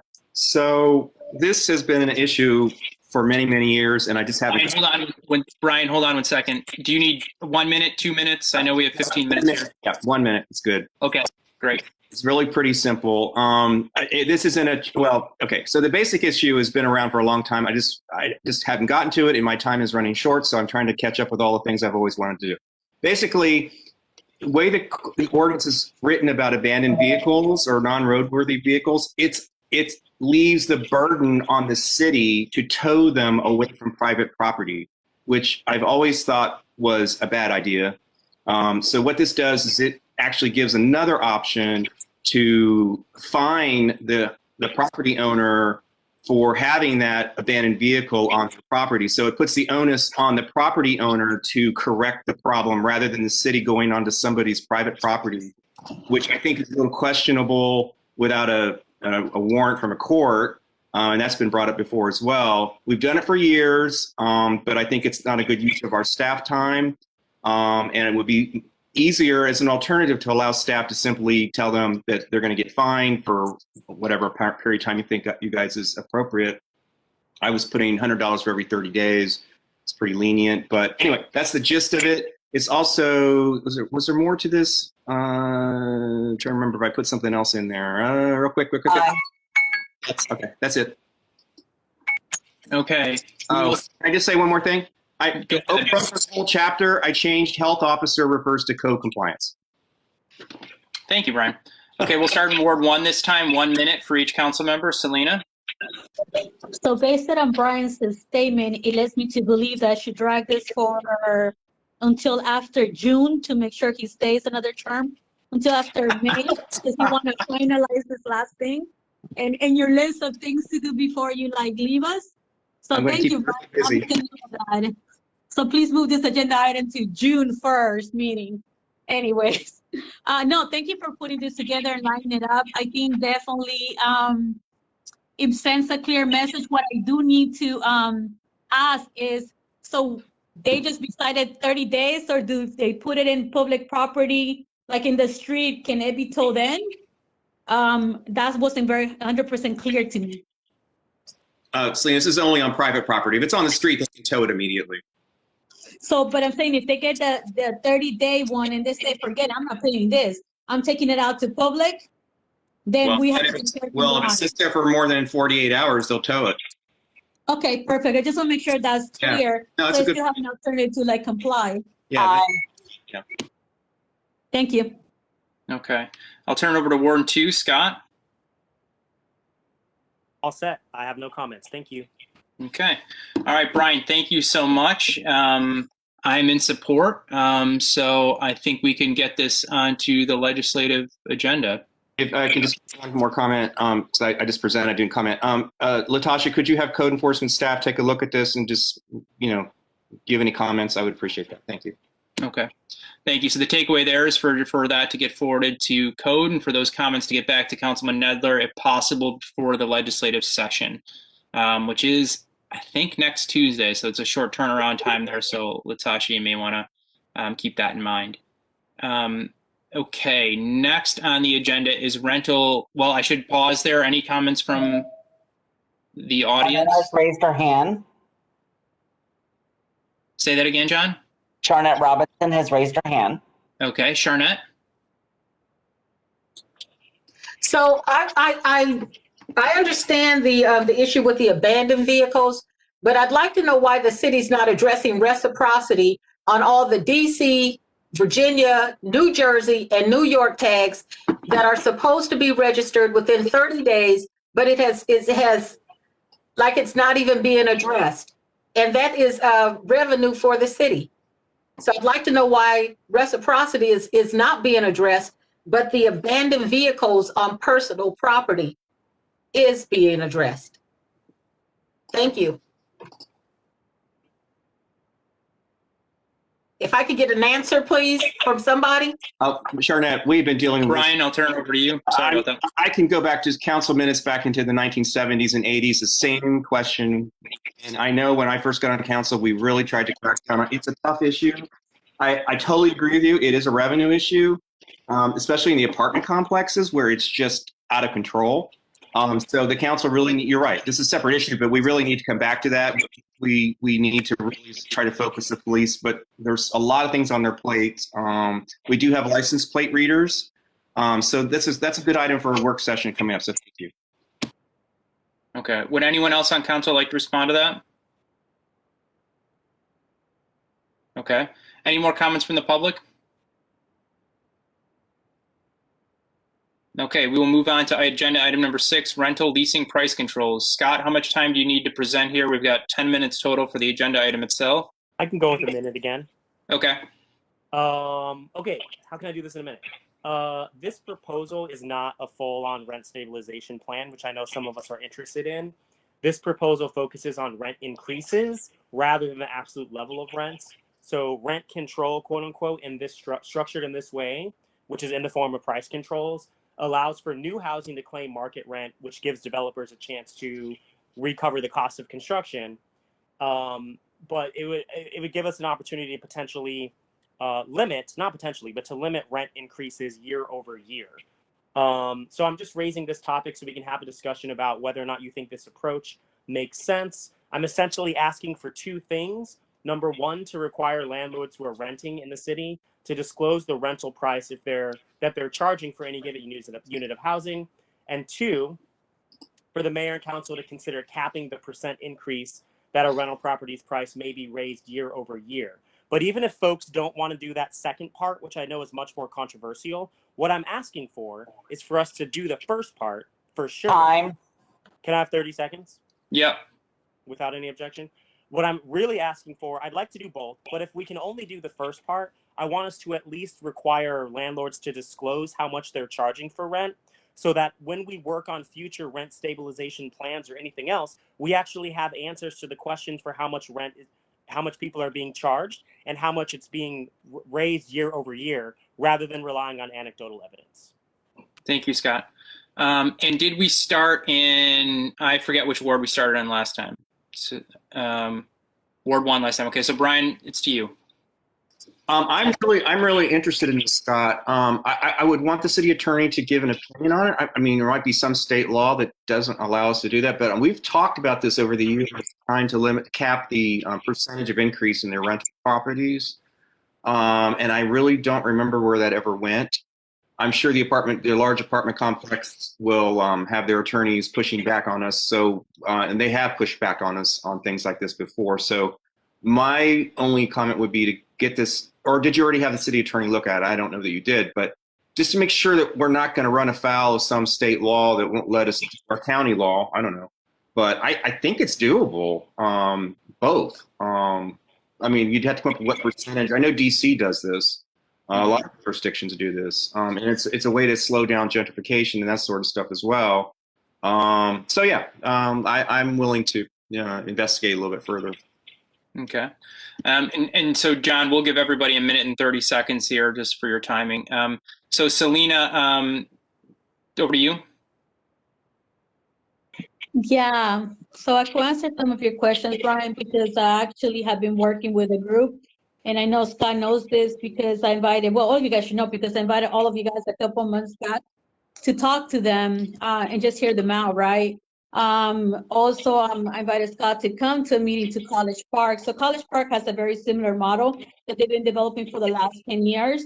So I'm working on doing multi-step because it does require staffing on our end and some organization when it comes to the community. They have a committee that is both composed of the owners and renters in order to make sure that they're able to talk it through and come back with a proposal together for mayor and council. So that way, you're able to alleviate some of that going back and forth between lawyers, and this becomes stuck in between lawyers. So it could be done. I think it'll be great. I mean, I could always ask them to present to mayor and council, so that way they'll see what the program is and what it requires for the city of Mount Rainier to run something similar, because it does take quite a bit of not just it's not just staffing, but also other services that they use, because originally they did it in-house and it was just too much work for the 2 or 3 people to get it done. So saying that, you are going to see a proposal coming. I'm working with CASA and the residents of the various buildings when it comes to rent stabilization and a percentage in order for council, mayor and council to consider. Okay. Thank you, Selena. Scott, thank you so much for bringing this on the agenda. And I agree with Brian, and Selena obviously is in support of this. The one question I would have is for the city attorney, and then I know the one issue for me is small apartment complexes. So if you've got if you're a house and you were renting out, and maybe you did you're not a new construction, but maybe you did a big addition or some big change, and you wanted to up the rent by $100 or $200, I could see when these situations come up, I always think of my neighbor Lavinia, who's a great, I can't think of the word, homeowner who also rents out some pieces of her property. And so I think about the folks who have those small properties. So I think the DC limit is I want to say 4 units, could be 10. I don't know. I could be making that up. But that would be the 2 things I'd look into. What Brian said about the attorney, and then does it make sense for us to have a cutoff somewhere? And then the third thing, so there are 3 things. The third thing is I would talk to code about what they think from just a compliance standpoint about getting this information from the renters, how difficult it would be, how not difficult it would be, if it would be any more labor time for them. I don't know what it would be. Maybe it's just us changing the form and the renters filling out the form. I don't know that, but just maybe confirming that I think might help. And then just hope that, I know Selena says she's working on something. Maybe you both can work together here on a proposal, which I think would, because I think everybody's got shared interest here. Time. Okay. Would you guys be willing to give me a minute or 2 to just respond to comments? Sure. I'll go 1 minute for everybody to respond, and then I'll go to the public. Thank you so much. I'm glad that we're moving the meeting along faster now. Selena misspoke. We went to Tacoma Park, not College Park, but not that is the most important thing here. I am also working with a group, so I've been going to the Pathways to Unity Housing Committee meetings, and I just wanted to let folks know that there's at least one council member in each of Brentwood, North Brentwood, and Hyattsville that are introducing a similar proposal to what I just explained to you. Also, I have not yet gone to the city attorney because I've been advised before to find out if y'all are even on board with something first before sending her something that she's going to bill us for. So that's what I did. And then also, this, in theory, this wouldn't require us hiring anybody else because this isn't a rent stabilization plan. It's disclosure of what the rental prices are, part 1, and then potentially part 2, us capping with our budgets the amount that it can go up. It's not anything like what Tacoma Park's doing. This is a completely different approach. So I understand that Selena is working on something else. Yes, we've met and talked about it before, but that's not what this is. And this is not preventing you from presenting your plan whenever you get around to it. I mean, I've been on the council with you for almost 2 years and I haven't seen anything yet. So I look forward to seeing that. But for now, this is my plan, and I hope you guys will support it. Time. So I would ask that, hold on 1 second. I would just ask that we have, so we need 1 minute for each council member. That's 4 minutes. I'd ask that we put 10 minutes left on the agenda, just in case there's public comment here. And I will go 1 minute to Brian, just to keep the same order, and then 1 minute to Selena. No, I think I've said everything. Although I do appreciate Scott, pointing out that he's following the procedure. He's making sure that we're at least got some support before it gets us billed by the attorney, and I really appreciate that and all the work you put into this. And I'm also interested in Selena's proposal. Okay, Selena. Yeah, thank you, Luke and Brian as well. The reason why I pointed out is because work is being done and it's like multi-year. There is different layers of it. And also because I want to make sure that I bring it up, it's not seen as me piggyback somebody else's idea. And building movement within the apartments because I want them to be able to voice their concerns does take some time. It cannot just be overnight, especially with COVID hitting, the priorities shifted. So the priority we had was making sure the moratorium happened on rent. And I'm happy to say that we have an extension now until March, and we're trying to fight it to make sure it gets to September. The new elected president has been very good at that. So there's a lot of layer works that are being done in the meantime. So it's not because of lack of work. A lot of work is happening. We're just go ahead and working with the tenants where they're also at in order for them to be able to voice their concerns about the different things that are happening. Okay. Thank you, Selena. I don't have anything more to add. Is there any member from the public who'd like to say anything?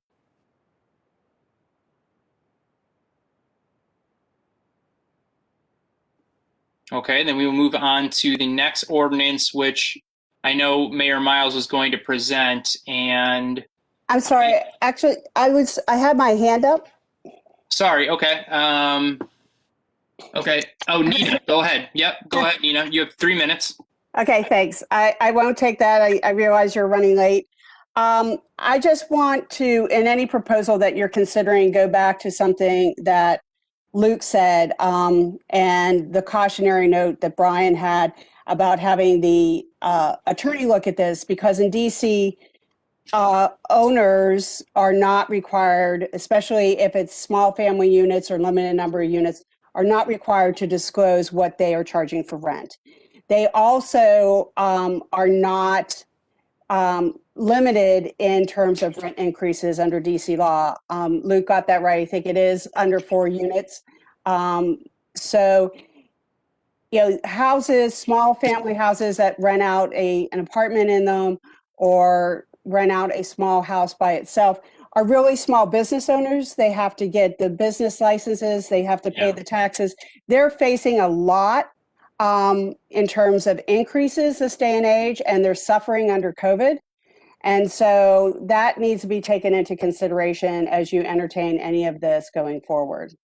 Thank you. Thank you, Nina. Are there any other public comments?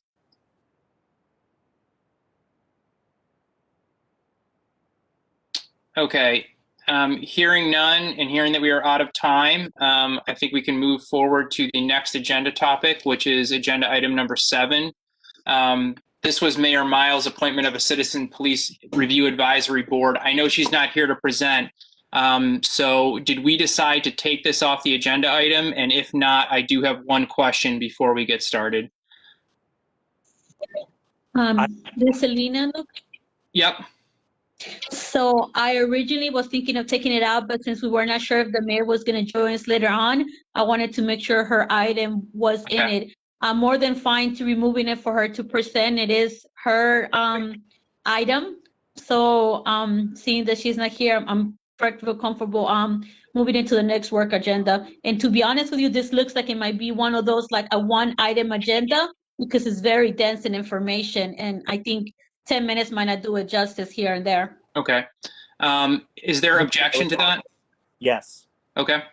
I spoke with the mayor earlier today, and I can tell you that I know for a fact she would not want us to take this off simply because she doesn't have any changes. What we have is what she wants to do, and she's waiting on us to decide if we want her to change anything so that we can do a second reading. And like she said at the last meeting, we've had this since August, and I know she wants us to move on it if we can. Okay. Brian, well, it's on the agenda. It hasn't been removed. So now, barring objection, I think, John, what I would ask for you to do is to pull up what is in the packet for the mayor's agenda, because my one question is I want to make sure what we are looking for has the edits that our city attorney provided to it, because I know that was a point of concern from our city attorney. And I know there has been some problems with document control and making sure we're looking at the right ones. So I see that they have some of my edits in here. I can see LC1. That's my edits. I can see some deletions. If you want to keep scrolling down, I just want to see.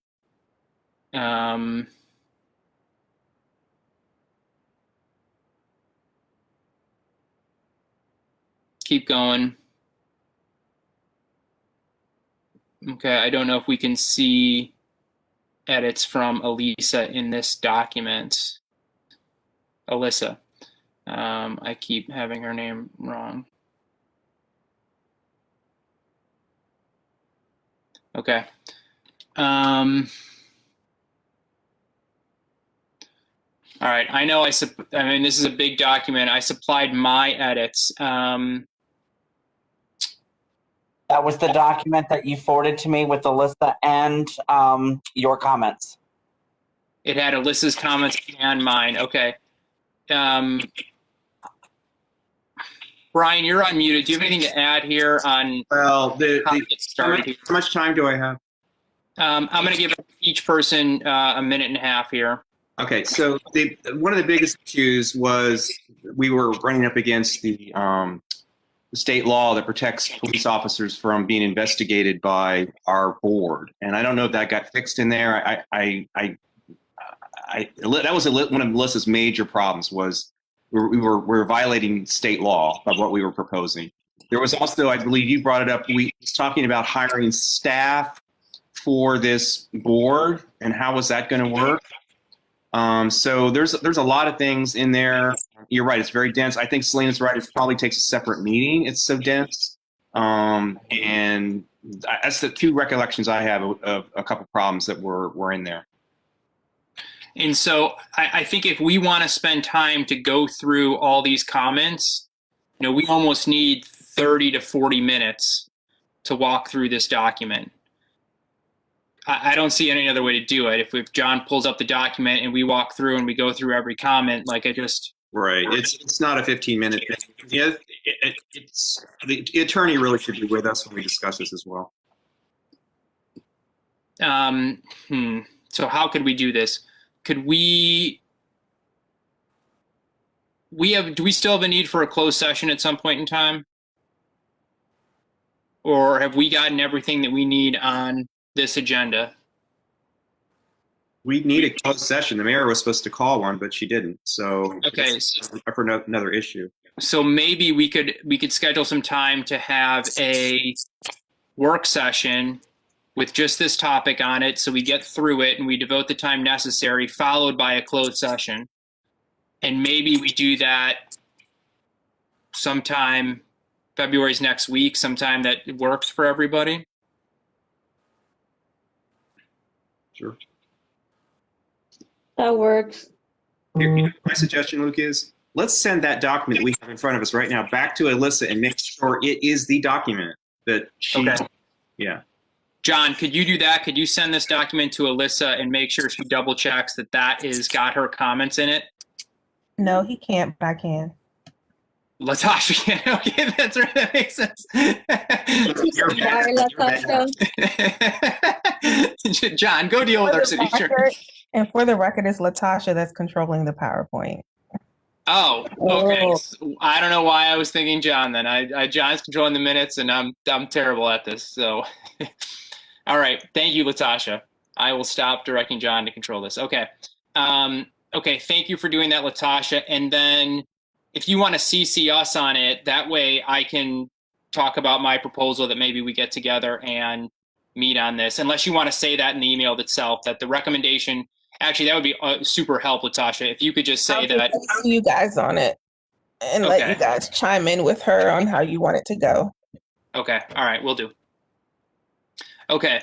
So moving to the next one, the proposal funding community-based food security programs, myself and Scott. Scott, I'm going to turn it over to you. Do you want, sorry, I skipped Scott. Luke, you skipped me. It's okay. We can keep going. It's totally fine. I just wanted you to know. Okay. Okay. Sorry. Didn't mean to skip you.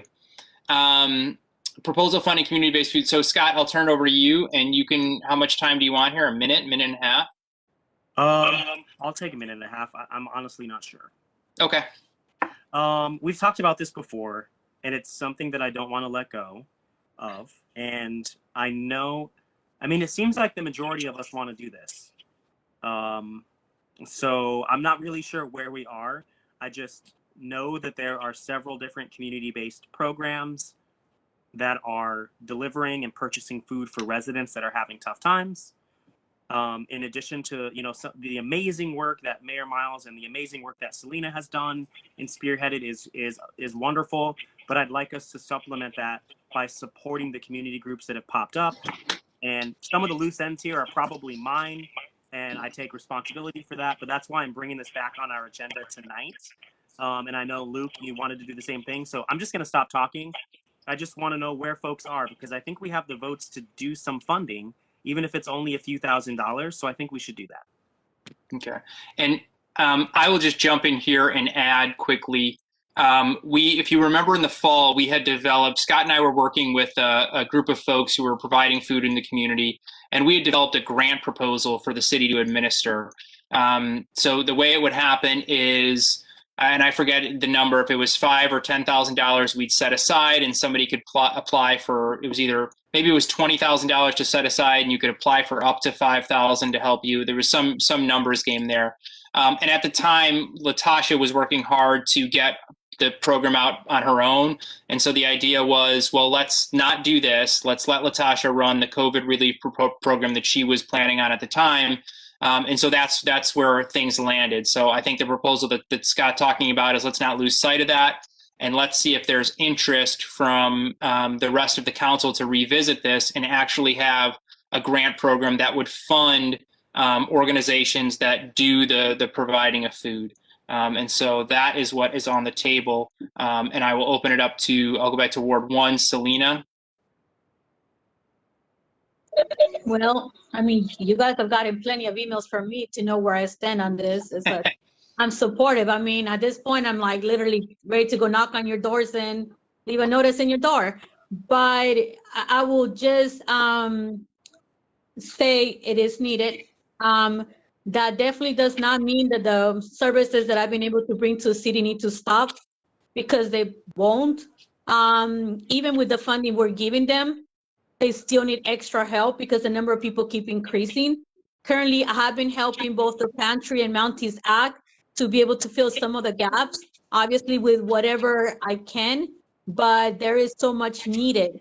So I will say that it's not a matter of like removing a resource that they already have. It's adding to what else they need, because the need is great. And I know they've been doing fundraisers, fund drives, donating their time, even putting money up on themselves, right?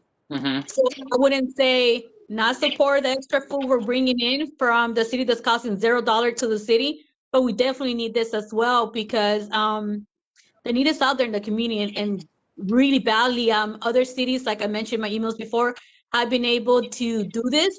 The CARES Act, we're still working both in the Senate and the House. The council's also trying to put something together to try to get some funding. But the big ask right now, a lot of us are doing on a national level, is for money to come down to the municipalities, not just at the county executive level or the state, because the municipalities right here are the ones that know where the need is immediately for the community. So there's work that's being done. And John, let me know when it's my time. Stop cutting me off. But I will say this, 100% I support it. I know there was some concerns that the city manager had. I think we could work around them to make sure the groups in the community get the money they need or the resources they need. Thank you, John. Sorry, Selena. Yeah, John, minute and a half for folks here. So Brian? The devil's in the details as usual. I mean, it says there's going to be a proposal, but I don't see a proposal. So once I see the proposal, I can comment on it. I would like to know how this differs from what Latasha had done with the gift cards, and I can't remember all what that program was, but are we still running that program, and how would this be different? Okay. I will turn it over to Latasha. Do you want to answer that? Well, I will say this program would be direct funding of private groups that would do the doling out of food, as opposed to direct gift cards to residents. But then I will turn it over to Latasha to explain where that program stands. It's done. No, it's not done. We still have gift cards if people are in need of gift cards. As you know, I'm sorry. Latasha has the floor.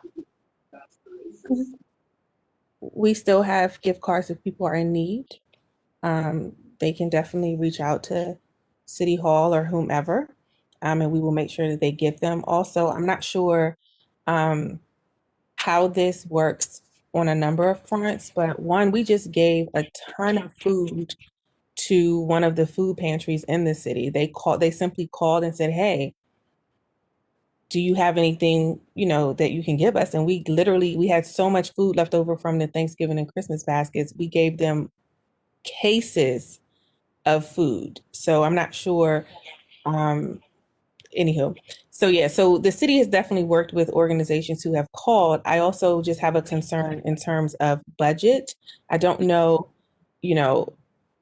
I'm looking at the budget now and, trying to get it balanced and also taking into account the lack thereof revenues that we're going to receive. As I stated to you guys last year, yes, we did get more revenue in this year. However, as the county stated, that we're going to see a decrease in revenue over the next 3 years as a result of COVID, and just trying to really put together all the things that you need to make the city function. I'm just not sure where the money is coming from, unless at some point you're just going to have to talk about raising taxes, because there's a lot of things that mayor and council would like to have happen that cost a lot of money, and the money's just not there.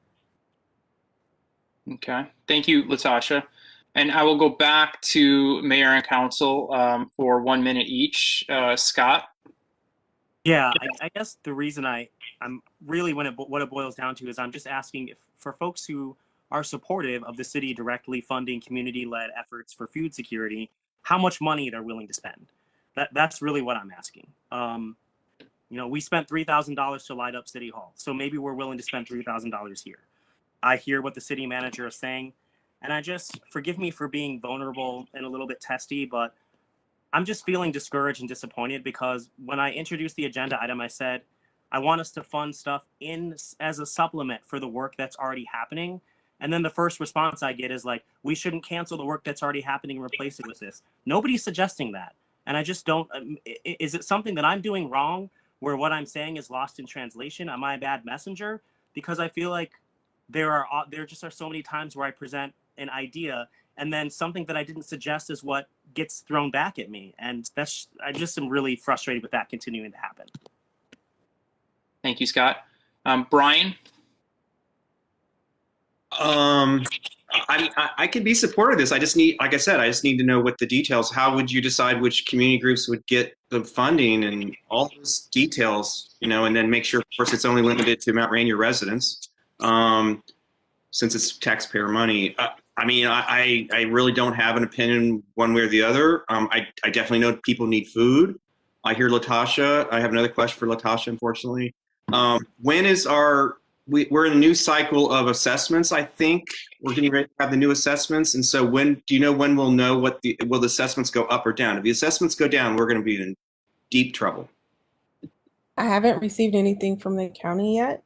But of course, anytime as soon as we get the letters from the county, we send them.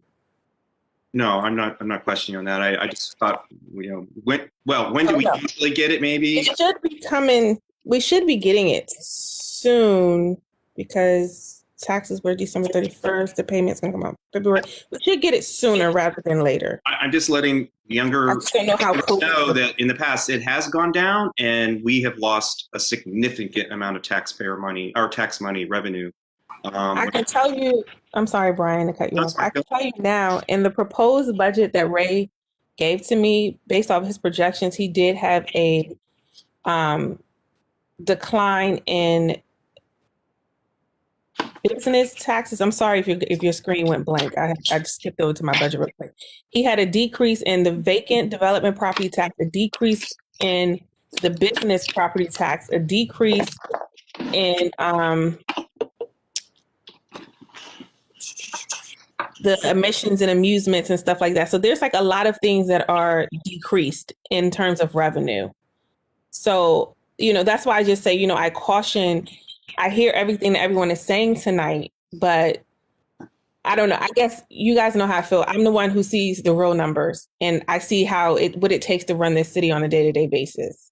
Okay. Brian, do you have anything else to add? I'm good, thanks. Okay, thank you, Latasha. Selena, 1 minute.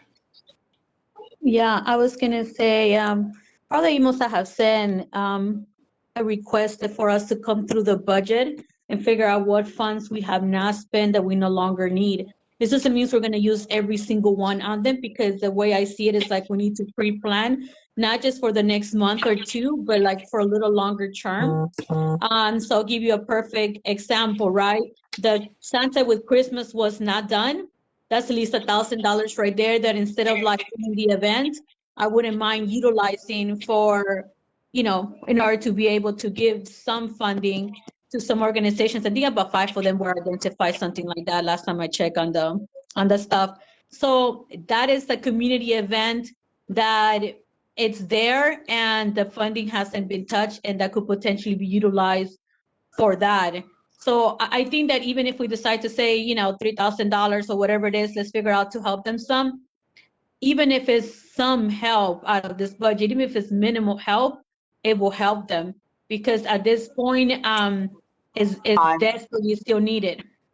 Thank you, John. Thank you, John. And what I would just say, I think really that $10,000 to $20,000 is very doable. I know I was one of the voices at the last budget cycle. While I wanted to be cautious with the shared state income tax revenue, which is a big driver, I do think, revenue streams from this year have shown that our property tax revenue is not shrinking, that our assessments are not shrinking. When you look at the real estate base in Mount Rainier, those prices are still going up, and they're not going to be assessed less than what their purchase prices are right now. The housing market has not been hit by COVID where we are currently. I know there will be drops to revenue other places in the county that are not as hot as Mount Rainier is right now.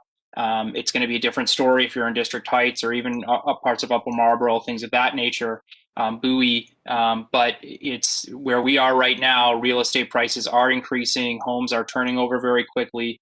So I do not have as much of a fear for revenue declines, but I know that makes me sort of an outlier on this call. So I think that finding 10,000, 15,000, 20,000 is doable here. And that's all I'll say on that. Okay. Do we have any comments from the public on this?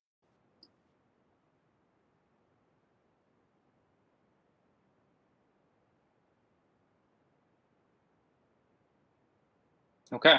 Then we will go. I think what will happen there, Scott, I will resend you the grant that we were working on, and we can talk about whether we want to change that, have a different approach, and get something together for the legislative session in February. How does that sound? Cool. All right. See the thumbs up. Thanks. All right. Next up on the agenda is the City of Mount Rainier Youth Scholarship Program.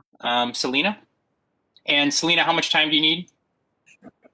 I will need 1 full minute. As you guys know, this is our third round of scholarships that we'll be giving out in order to incentivize youth, members to go to either college, university, or trek schools. We have had quite a bit of success. We already had 2 graduates from the program that they have gone and done wonderful. Some of them are going to have been sitting in as part of our scholarship committee. So tonight, basically, we are announcing that, yes, we're having it once again, and each council member will let us know who in the community is going to represent them, and then we'll officially sort them in on the next legislative agenda, and then we'll put the application out and do the whole complete outreach to the different schools that they already know is coming. So that way they could also encourage their students to apply. So that'll be my spiel. Okay, thank you. Brian. I'm not sure I need to comment. I mean, we've done this several times. I think we've got it pretty smoothly running. It's just a matter of me figuring out who I'm going to ask to be on the committee. Okay. Scott, do you have any comment? I have my person, and I'm sorry that I hadn't sent that to you already, Selena, and I'm sending it to you right now. And I am doing the same thing that Scott is doing. I'm sending you, CCing you on an email to Dave Epley, who's going to be the person for me. So we're getting better at this, Selena. We're getting quicker at turning it around, except for Brian Adler. I gave you guys, I usually send you guys a reminder so that we remember to. And what I want to do from after this one for us to maybe schedule them in 2 years time so that we don't have to do this every year, like, you know, select them and sort them in, so that will make it a little bit easier. I understand this one because this election year, I thought I was a little more sensitive to make sure it gave room to the person to select one and the new person, you know, to also knowing that Brian is going to leave us. But saying that, please submit the names if you have, and if you need any help, let me know. I could see if I could outreach to certain people. We do have, at least in my case, is Genesis Romero, who was last year also part of the committee. In previous year, she was actually a scholarship recipient. So I could also send an email out to any of them in your ward to figure out, like, if any of them, well, Brian, if any of them would be interested in being part of the committee as well, if that will help you some. So just let me know. So I look forward to please invite them for the next meeting, so that way they are officially sworn in. Okay. Please do that. Okay. Perfect, Brian. Okay. All right. Thank you. Is there any comment from the public on this?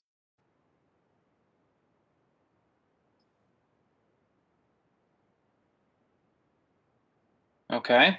And I will go to Ordinance 01-2021, amend the city code by adding new section to Chapter 1B, Budgeting and Financial Procedures. Brian, how much time you need? I might need 2 minutes to describe this one. Okay, go ahead. 2 minutes. Thank you. All right. So what's in your packet is what I had proposed as an ordinance. It went to the city attorney, and I sent you an email today with her response, which was she thought it should go in the city charter. So that's a different approach. She's also willing to go with doing it in the ordinances, and she gives you her reasoning as to why she thinks it should be in the charter. So basically, the questions we have before us are, first of all, do you want to do this at all? Is there even a majority that wants to do this? And for those at home, the problem is we have certain committees, boards, whatever, that collect money, like the bike co-op and the community garden, or we have fines that are supposed to be used for certain purposes. At the end of the fiscal year, all that money is rolled into the reserves, the general fund, I should say. And then, so what this is basically saying is when we get ready to prepare the next year's fiscal year budget, whatever money is in there at the end of the prior fiscal year would be a starting point for the next fiscal year, basically trying to preserve those amounts of money that are in those pots. So are we interested in even trying this? Do you want to do it as a charter amendment? If you are, or ordinance? I'm looking at because I'll have that later. But anyway, that's basically the question before you. So if you're not interested in doing this, then we're not going to spend any more attorney money on this. But otherwise, okay, that's it. Thank you, Brian. I will go to Scott. Brian, if you're willing and available, we should talk one-on-one, because I'm on the fence on this. And I'll just say quickly, one thing that has me sort of leaning towards no, because there are some things that have me leaning towards yes too. One thing that has me leaning towards no is, like, if we were doing multi-year budgeting, say we passed a budget every 2 years, that would mean that there could be council members who would get elected and then never actually pass a budget until they're halfway through their term. Or if it was on the off years, you see what I'm saying? Like, because like when I first got elected, the first vote I ever took was on a budget that I wasn't part of helping craft. So it was actually my second year on the council that I was voting on a budget that I did help craft. So if I was voting on a 2-year budget right after I got elected, I wouldn't actually be helping craft a budget that I was voting on until I was halfway through my term. And if it was in the off year, then you'd still be a year into your term before you could do that. I hope that makes sense. So I would just like to talk to you one-on-one so I can understand it better and see if I can get in alignment with you. Okay, Selena? Yeah, I think that I'm not 100% understanding you, Scott. The way I understood multi-year budget is like, you have your FY21, you know, let's say example for this budget, you have FY21, and then on FY21, you project the next future 5 years. But every year you approve the budget by the deadline. So you're not approving 4 budgets at a time. You're just projecting, like, let's say if a vehicle is going to cost 100,000, every year you're going to pay 20,000. It is projected on the future budgets that those 20,000 have to come out of the budget. So when you make an adjustment, it will show an adjustment for the next 5 years, but you're not saying that you locked in for 5 years on that one vote that you give. So just clarifying that maybe makes it a little bit easier. But I'll tell you, regarding the proposal, Brian, what I need to get clarified, because I understand the art commission and understand the tree, but I definitely feel like there needs to be a cutoff period, because if not, if we have to zero out the budget by a certain day, when does bill expenses of what the communities have used prior to the budget to carry forward will be approved? So let's say we have $20,000 for maintenance for a mural, and they use 15,000 up to the day, right? But what time will be a cutoff period for us to zero out that bill coming in? Because they wouldn't want it to roll out 5,000 when they spend it $15,030 or whatever it is. So I need to figure out what that number is of cutoff, also to say you have to spend whatever money is to this point. So that way on June 1st, when we like zero out, when we go ahead and approve the budget, the final budget to zero it out for the July 1st start, it has to not been changed. If not, it will create waves of changing when it comes to the line item. For the smaller committees, I feel like they do collect funds, but the city also put quite a bit of funds in the line items, which also means to me it's like that little funding that they were collecting was folding. Okay. It was just folding into the budget because of that, because it was just absorbed, and then we were putting most of the money at the end. Thank you, Selena. I was hoping you were going to give your recommendation on whether you wanted this to be an ordinance or a in the charter. I haven't had a chance to talk yet. Okay, I'll go. I'll go to you. I will say my comment first. What appealed to me about what Alyssa said is that it sounded more like a constitutional thing, and so that kind of made sense for a charter. But to be honest, I hadn't given it too much thought. I was kind of hoping to hear your recommendation tonight. So I will forward it over to you, Brian. So I actually don't agree with the city attorney on this one. I think it's not appropriate for the charter. I know she thinks it is, but I just don't think that kind of budgeting item should be in the charter. Selena, you're correct. I hadn't thought of the fact that the money was spent at the last minute, but I can put language in there that says, of course, the city manager can take into account money that is spent at the last minute. And this is just a starting point. The council can change the numbers for the next fiscal year. They don't have to. It's not locking us into anything. It's just to remember that there was money there that was collected. And I'm perfectly happy to not do this, but we had complaints from different committees about this, and so it's to fix the problem, but maybe it's too complicated. Scott, it's only for like maybe 5 line items. It's not the entire budget we're doing this for. It's just the bike co-op has collected $200 and it disappears. And we got to remember that they had that $200 when we do the next budget. But if we don't want to give them that $200 back, we don't have to. But it's basically, they felt like the tree commission felt like they had collected all these fines or fees for tree replacements or whatever. It was $2,000, $3,000. And then the next budget, when we were proposed, it was $500. And they're like, well, wait a minute. We had $3,000 and what happened to that? And so that's the basic problem. So it's only like, I mean, it can be as many committees as you want, but it's basically fees or multi-year projects like the mural that, we allocate money for a mural and it runs over, it disappears at the end. And it's up to the council to reallocate it. And we can do that. We can just tell the city manager to do that. But this is basically codifying it so that we remember to do that, because we've not been very good at that in the past. But I am perfectly willing to work on something else if you guys just don't want to deal with it. But I really think it should be an ordinance and not in the charter. Thank you. I will say, just taking my time back to finish a little bit, that makes sense for the ordinance. And, for planning, I know for the Arts Commission this year, they really thought about, it wasn't a lot of money, but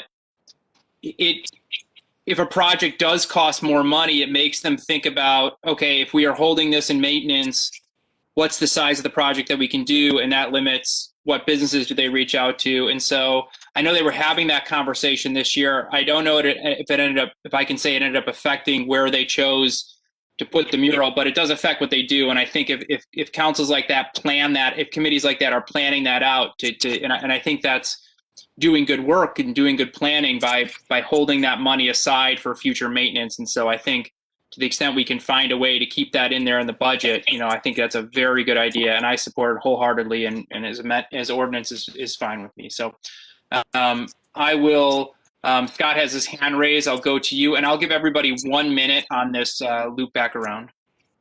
Yeah, I just wanted to say I was wrong because I misunderstood this. Folks will know that we postponed this meeting. It was actually originally supposed to happen last week. So it's been more than 2 weeks since I've actually read this because I was working on my own agenda items. So I thought that this was multi-year budgeting for the entire city budget, and I was misinformed.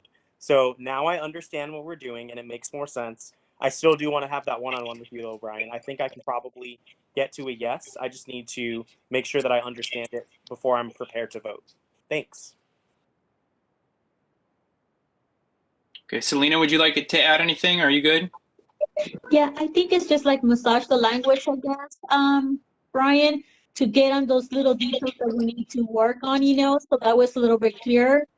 Because I do want to make sure that when we start like the budget cycle, it is with the understanding of how much each of the communities have, and I don't want it to be a misunderstanding of them thinking they have, example, $10 and it's like 15, right? Or vice versa. So that'll be my only thing. With the smaller communities, I definitely need this also account for the fact that sometimes the council gives them more money in the line item that they even possibly could collect. So if in a way, it kind of felt to me, I'm talking about the little amounts, not the big amounts, but it kind of felt to me like if they collected, let's say $100 and the city's giving them like $2,000, it's like we're fully funding like the program. That's just extra little money that they collect. So the city in reality like gave them 1,900 instead of that 2,000. But that might be like a bit of difference from how I felt like. So we were fully funding certain programs and not fully depending on them to be free. The other thing, there was talks about potentially, let's say the garden committee not charging for the plus or charging a smaller fee or allowing certain people not to pay in order to accommodate people that might not have the ability to pay. That's where some of the budget costs, budget allocated money was gonna help as well. So yeah, so maybe work on the details and stuff. So that way, I think it's a good way to remind us to make sure that there is funding there that we also need to be aware of. That way, we're on the same page as well, the committee and the city. So if there's some misunderstanding.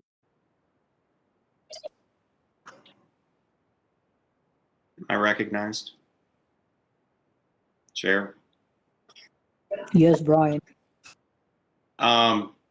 So I just want to make it clear, especially for the Arts Commission, that just because that money was in the prior budget and we initially in the proposed budget put it in that line item doesn't mean that the council can't zero it out if they want to. So there really is no guarantee that that money will still be there for maintenance. That cannot be held in a lockbox. We can't do that the way the law is. So we can start out with that amount, but it doesn't mean we'll end up with that amount. And the same with what Selena's talking about. This is only for certain committees would have certain funding sources or fees. It wouldn't be for every single commission or board. So I just want to, I'll work on it. I'll work on the language. Now that I've got direction to do it as an ordinance. Well, I think I have direction to do it as an ordinance. I only heard from Luke actually on that issue. Yes. Okay. Okay. Is there any comment from the public on this? Okay. Seeing no hand raised, I will go to gas-powered leaf blowers. Scott. Yeah. Okay. This is a proposal. Point of order. How much time are we doing this? It's only 5 minutes. That's not very much time. I thought you guys were moving it to I thought we moved it.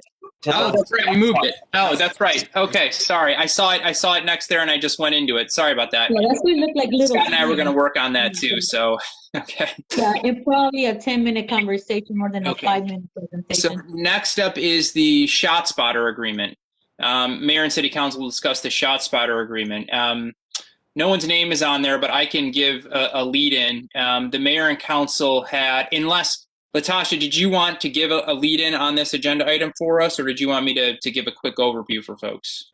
Interim Chief Alston can. Okay, Chief Alston.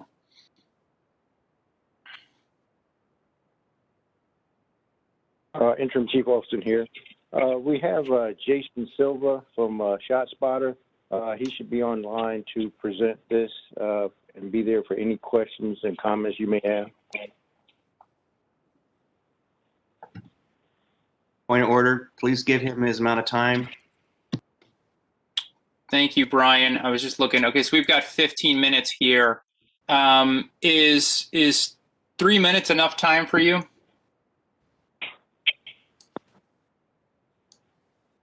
Can you hear me by any chance?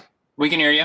Okay, good. Yeah, myself and my partner Ron Teachman were both here to present ShotSpotter and to answer any questions that you might have. My camera is not pulling up there for you guys, so I'm going to turn it Okay. off. Jason, is 3 minutes enough time for you and your partner? Does that work? Ron, will 3 minutes be okay for you? I believe so. We much prefer to answer any questions or concerns that the council members have, but I can give you a brief overview of what our solution will offer the people of Mount Rainier in 3 minutes. Okay, go for it. And is it possible to show any slides or just for me to talk? Latasha might have to answer that question for you.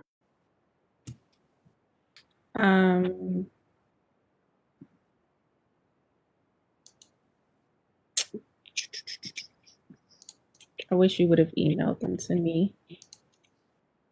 I can't make you the host because I'm not the host. Can you? Yep. Can you just I'm sorry. Can you just speak on it without the slides? Sure, happy to. Thank you anyway. Let me just summarize the proposal and service agreement that may have been forwarded to you, but has been presented to the city. And let me begin by briefly introducing myself. I was twice a client of ShotSpotter before I became a company representative 5 years ago. I installed the solution in both cities where I served as chief of police, my hometown of New Bedford, Massachusetts, and more recently in South Bend, Indiana. So I can speak to its efficacy. Very briefly, what it does, what our solution offers, is to bridge the gap between the expectation of police service and what the police are able to deliver when all they have to notify them about gun violence is 911 or perhaps somebody flagging down a squad car. And our research, and we can send you supportive documentation, is quite convincing that 80% or more of gunshots fired in cities across America, and we've got about 111 cities in our client base now, 80% or more of gunshots never get called into 911.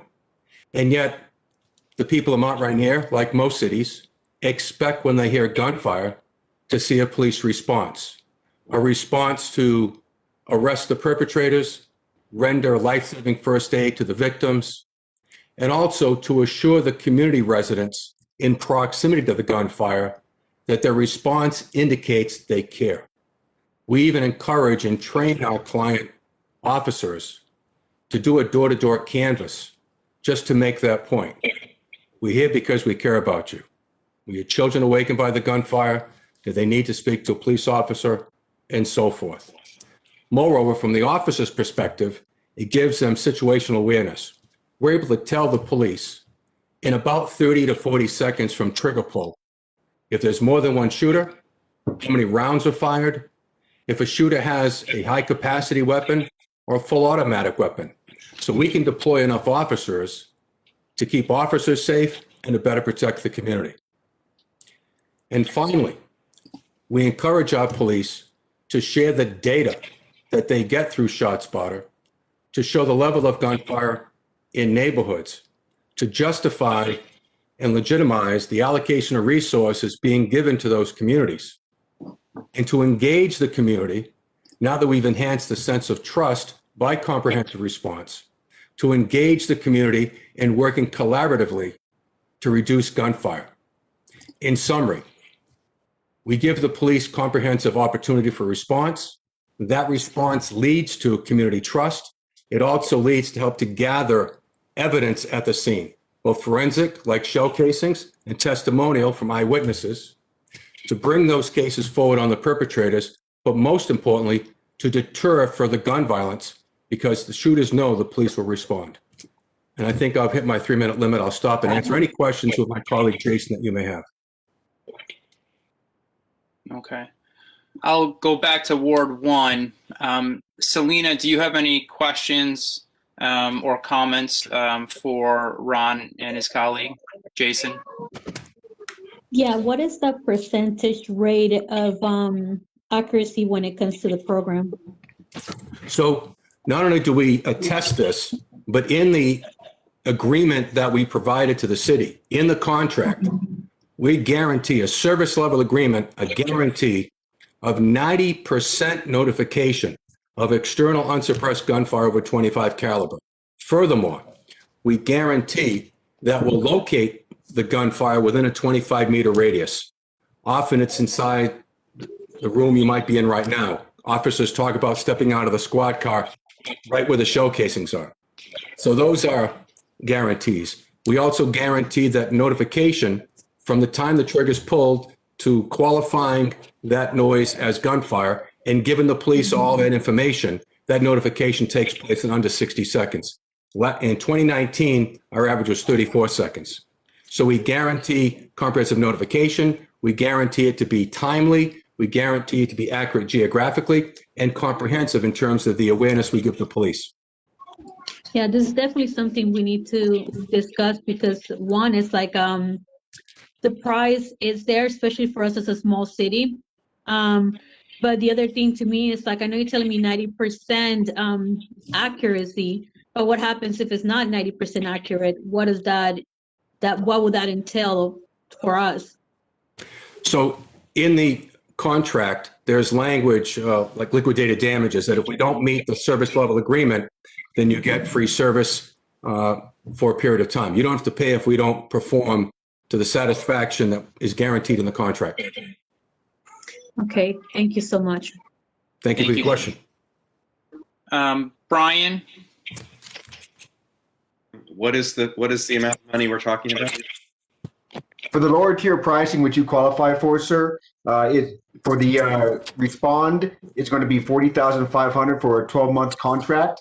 An optional AP license, which will transfer our data to your dispatching services. That is for $9,500. You do not have to have the API in order to operate the system. These alerts and all this information gets sent directly to your officers' cell phones, to their laptops or their MDTs in their car. The API helps with the transition of the data from ShotSpotter, so that your dispatchers can put it into the CAD or RMS system for the call for service. It helps streamline the system. Jason, if I may, please, quickly. The application program interface that he speaks of is an add-on. Everything else is guaranteed in the contract. We can go into great detail what that solution provides. But the API option allows you 3 integrations. It's a 3-license contract for 1 year for $9,500. CAD and RMS is very common. That's a computer-aided dispatch record management system with the police. Especially when you contract out for that service, it's helpful to have that so the call takers and dispatchers don't spend time entering that in manually. You can also have your city-owned or access city-controlled pan, tilt, zoom cameras, so they can, as it says, pan, tilt, and zoom in the direction of the latitude and longitude that we project out to the video management system, and that enhances the video system's capability to capture the shooting within the camera view, or at least to see who had access to the crime scene and flight from the crime scene, because we give you an accurate location and a timestamp to the millisecond. Another common, and I heard earlier in the conversation about license plate readers, we can integrate with LPRs as well to activate them, to watch for vehicles, again, access to the crime scene and flight from the crime scene, because we'll tell the police exactly what the crime scene occurred. You can go back and look at the LPRs and see who may have been in proximity at that time. There are other API integrations I could speak of, but those are the three most common. Now, I just want to say, since the cost was queried, if you take that cost, as Jason said, of $40,590, you break that out, that's $4.63 per hour to give you comprehensive monitoring of gunfire in the city of Mount Rainier. So that assumes that we have a major problem with gunfire. Well, it doesn't have to be major. If you think you have a gun violence problem that a technology would help your police and your community to address, that's what the service we provide. With all due respect, it's not going to stop a drive-by. We've had several now with cars driving down the street, shooting the gun. They're gone. They didn't stop. They're not sitting there for the police to arrive and get them. They find the shell casings, but the shooting has already occurred. They're already in D.C. by that point. Certainly, assuming they came from DC. But No. if they are in a vehicle, and I don't have your data to know how many of the shootings occur on foot, on bicycle, or in a vehicle, but the fact that the police are getting notified in seconds about that event gives them the opportunity to respond to that area and perhaps intervene that vehicle while it's still there. Well, you're also then assuming that our residents don't call the police immediately, because we just had one the other night. Multiple people called the police. And that is often the perception that people have about our solution. And yet inevitably when we install, like it happened in the cities where I installed it, we thought we had a very high response from the community. And indeed, like in South Bend, it was 11%, which means 89% of the time, the police weren't getting called. Furthermore, if I may, when we do a data dive and we look at, okay, so we're getting maybe 20% notification from the community, but how timely and how accurate is it? And we find that when we get within, and our clients have asked for this research, we get within 300 feet in 3 minutes, the community response rate is anywhere between 2 and 5%. It's 20% if we go out as far as a mile and infinite in time. It's around 11 to 15% on average if you get within 15 minutes in that mile. So because people can hear gunshots from some distance away, you may be getting calls which are not tactically relevant or operationally relevant because of the distance and time. Thank you. Thank you. I'd ask that we add 10 more minutes for this to make sure we can get some public comments. Any opposition?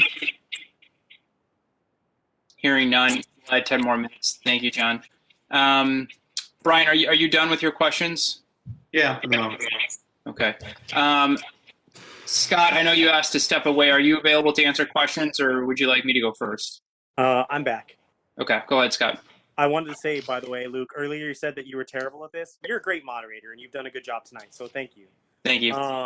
Also, I just wanted to say to Ron, and I forgot the other fellow's name, I think it was Jason, Yeah. for both the guys that are here for ShotSpotter, though, typically as a general rule, we try to put people who are presenting to us at the beginning of the agenda so that you don't have to sit through the whole meeting. So thank you for sitting through 2.5 hours plus of our meeting. That was really nice of you guys to stay around to answer our questions. I've got 4 questions, and I think they'll go quickly. So I'm just going to go to you, Ron, if that's okay, just for simplicity's sake. Is it correct that DC has ShotSpotter? That is correct. Okay. And then the 40,500 figure-ish that you mentioned, does that include the pivot and zoom cameras or just the monitoring? So that includes the monitoring, and the proposal that's given to you goes at length as to what that includes. However, to your question, directing pan tilt zoom cameras is an add-on, and there's a $9,500 per year license, we call it an application program interface, that gives you 3 options. Most commonly, they're used for CAD, RMS, and cameras. I hear what Brian was saying in his question to you, and one of the things that came to mind was that, you know, if we had the cameras as well, perhaps they're going to pick up that car that's driving back into DC. So then the police have evidence rather than just, we don't know what happened and they're gone. I think I understand the appeal of the technology, and I think it might surprise folks to know that I'm generally supportive of the idea, even though you heard me complaining about police funding at the beginning of the meeting. One problem that I think this potentially helps us solve is actually knowing how many instances of gunfire there are in the city. I don't want to exaggerate and say this happens all the time, but I can remember at least a handful of occasions since I've been on the council, which is about 20 months now. Could I have a little bit more? Finish your question, Scott. Thank you so much. I can remember at least a handful of times where people will be on Facebook or be wherever being like, did anyone just hear gunshots? And then we'll get an email from Chief Morgan being like, that was fireworks, right? And so there's, yes, there's an increase in crime. Yes, there's an increase in shooting, but we don't actually know how much of an increase because we don't know how many of these instances are actually. The last thing, I don't know if this is a question that I'll add. Luke, thank you for being generous with my time. The reason I asked you about DC is also another reason why I wonder if we decide we might want to explore this, if it makes sense to partner up with other municipalities, whether it's DC itself or whether it's our neighbors in Prince George's County, where if we had a larger coverage area as a group of municipalities, maybe it would be less expensive out of our pocket as an individual city if we teamed up with Brentwood, North Brentwood, Cottage City, etc. So maybe some of our neighbors want to do this too. I'm not sure if you've talked to them or approached them, but I'm interested in the idea of looking at if this could be cheaper if we join up with them.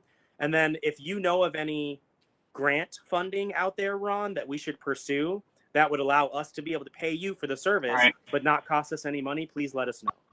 Thanks. May I have 30 seconds to respond to those? A lot of stuff to unpack. So I heard a lot of discussion earlier today about reimagining policing. What ShotSpotter data can do is also to inform other collateral programs like a street outreach program and counseling and so forth, where to dedicate your resources. You have to have the data to drive that decision making, to be intelligence led. Cameras, although you may not have a robust camera system that's city controlled, because we tell you where and when, the police can go back to privately owned cameras, like at a gas station looks out of the pumps, or an ATM, or somebody's Ring doorbell. You can access those private video sources because we give you precise where and when. And lastly, on grants, we certainly welcome the opportunity to work with the police department to pursue grants. We actually have a grant advisor. She's based in Washington, D.C. that monitors the pipeline. But I would caution you only because grants will put you out for another year or 2 or 3 for installation. So if you have the funding to drive year 1, we can work with you to have sustainability for years 2 and 3 with a grant program. We also help you look at the private sector, like the healthcare industry. We don't just send an invoice. We work with you in partnership to help provide funding for the solution. Yeah. Thank you, Ron. So I will, Selena, I'll move over to you in Ward 1. Yeah. Just to clarify, Ron, correct me if I'm wrong in the information I dated. The price is based per the amount that is covered, correct? So our price is based also on the fact that it's a 1 mile city of the radius is on the documents, correct? So the more terrain that is covered, the more items will need to be installed, and the price will continue to install. So our price is definitely nowhere close to what DC is. DC is like way up there from when I asked, correct? If I may, yes. 2 things. First of all, we have 2 pricing tiers.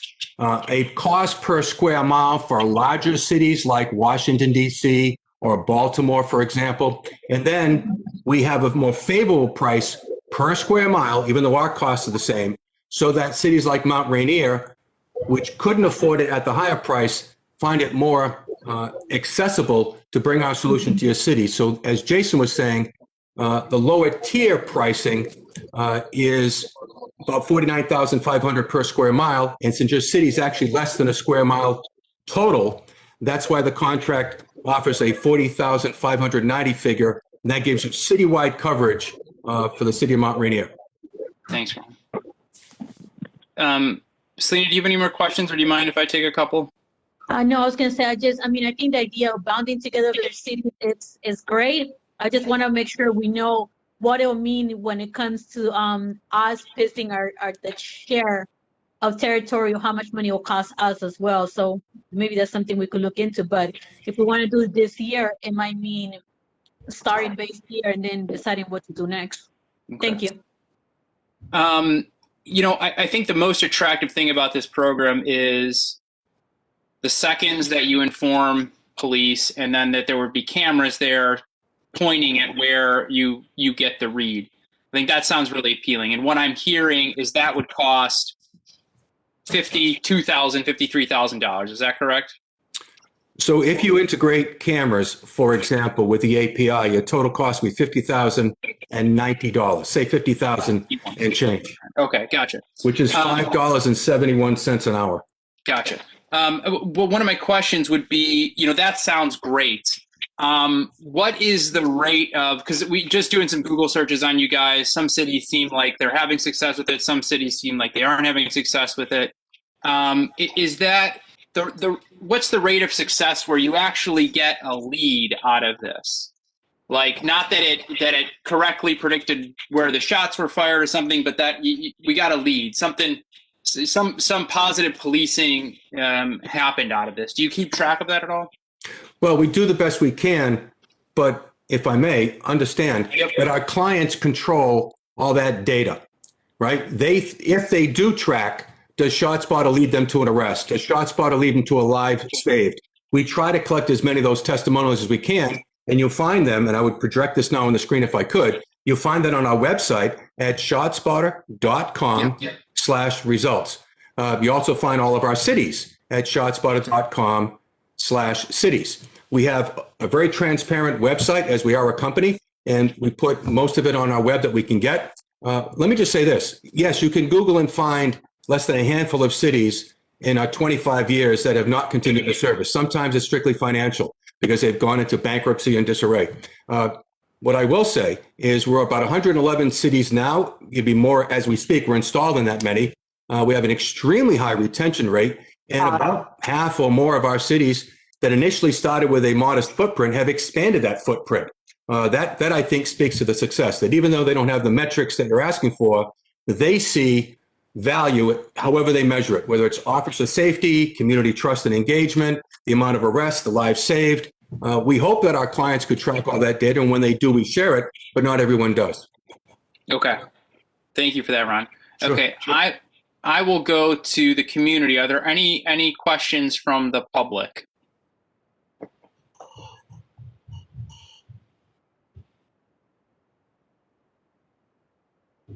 Okay, seeing none. Council members, any more questions from your end? Yeah, Brian. Brian, go ahead. Go I ahead, Brian. understand this camera thing. How many cameras are you talking about? The license is not relevant to the number of cameras, so we give you the API. And what that does is when there's a ShotSpotter alert that we determine to be gunfire, we project out the latitude and longitude to your video management system. If you have 5 cameras or 500 cameras, it's the same price. So it's the same $9,500 that we would charge any of the major cities that's within our client base. So you're gonna put a camera on every street corner in Mount Rainier? No, they rely on our cameras. So if our cameras aren't near where the shots were fired, we're out of luck. Well, that's useless. Frankly, I mean, all our cameras are in the commercial districts, and the shots being fired are in the residential neighborhoods. Then you don't need to subscribe to the API, as Jason was saying. Well, then some of the council members were thrilled about the camera video, which we're not going to get. We already get video from the Ring cameras on people's doorbells as it is. So we were already getting that.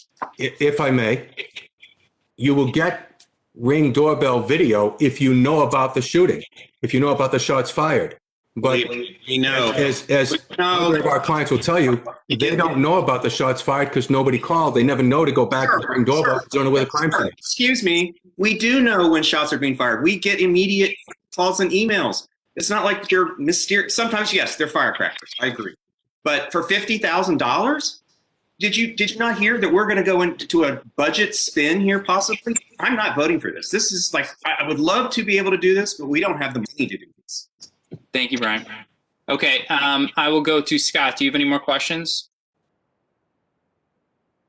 No, just wanted to thank these guys again for sticking around for so long, and just want to say I'm going to miss you, Brian, and I'm just really glad that we have your voice here. Selena? Thank you for the presentation. You know, there's a lot for us to consider. A lot of the points that Brian made are very valid. It's a lot for us to think about. So thank you so much for coming and answering a lot of the questions and concerns we did have in order for us to make the best business decision for our city. So I thank you for that. I think that even breaking it down by hourly of how much it costs is very important. We are thinking in the long run we'll be able to put, like ideally there's a 5-year plan to put cameras in various parts of the city, in order for maybe eventually, if we decide to go there in the future, to do potentially something like that to connect them, right? But with the limited amount of cameras that we have, definitely it's you'll be. I mean, the way our city structure feels like is mountains are in between one section of the city to the other. But I appreciate the clarity. I think it was very great to have you guys here. Thank you so much. Certainly my pleasure. And if I may quickly say, your best evidence is not only from cameras, but from eyewitnesses. And we give the police the opportunity to go to the neighborhoods where the shots are fired, canvass the neighbors, talk to them directly, give them reassurance. If they don't answer the door, leave a door hanger. That's what brings around community trust and engagement. And that has the best possibility to deter and reduce gun violence, even more than cameras. So while you may not have the camera system in the neighborhood you want, and maybe in the commercial district, and by the way, with a city of your size, we're not talking that many blocks before we get within camera view anyway. So this can all be of value, but you need not have the API for ShotSpotter to be effective. Thank you, Ron. Jason, we appreciate that. We do have a policing department that does engage in community policing, so a lot of that does happen once we get calls. They're knocking on doors and talking to people. So we really appreciate that. Okay, I'm going to go to. Are there any questions, comments from the public?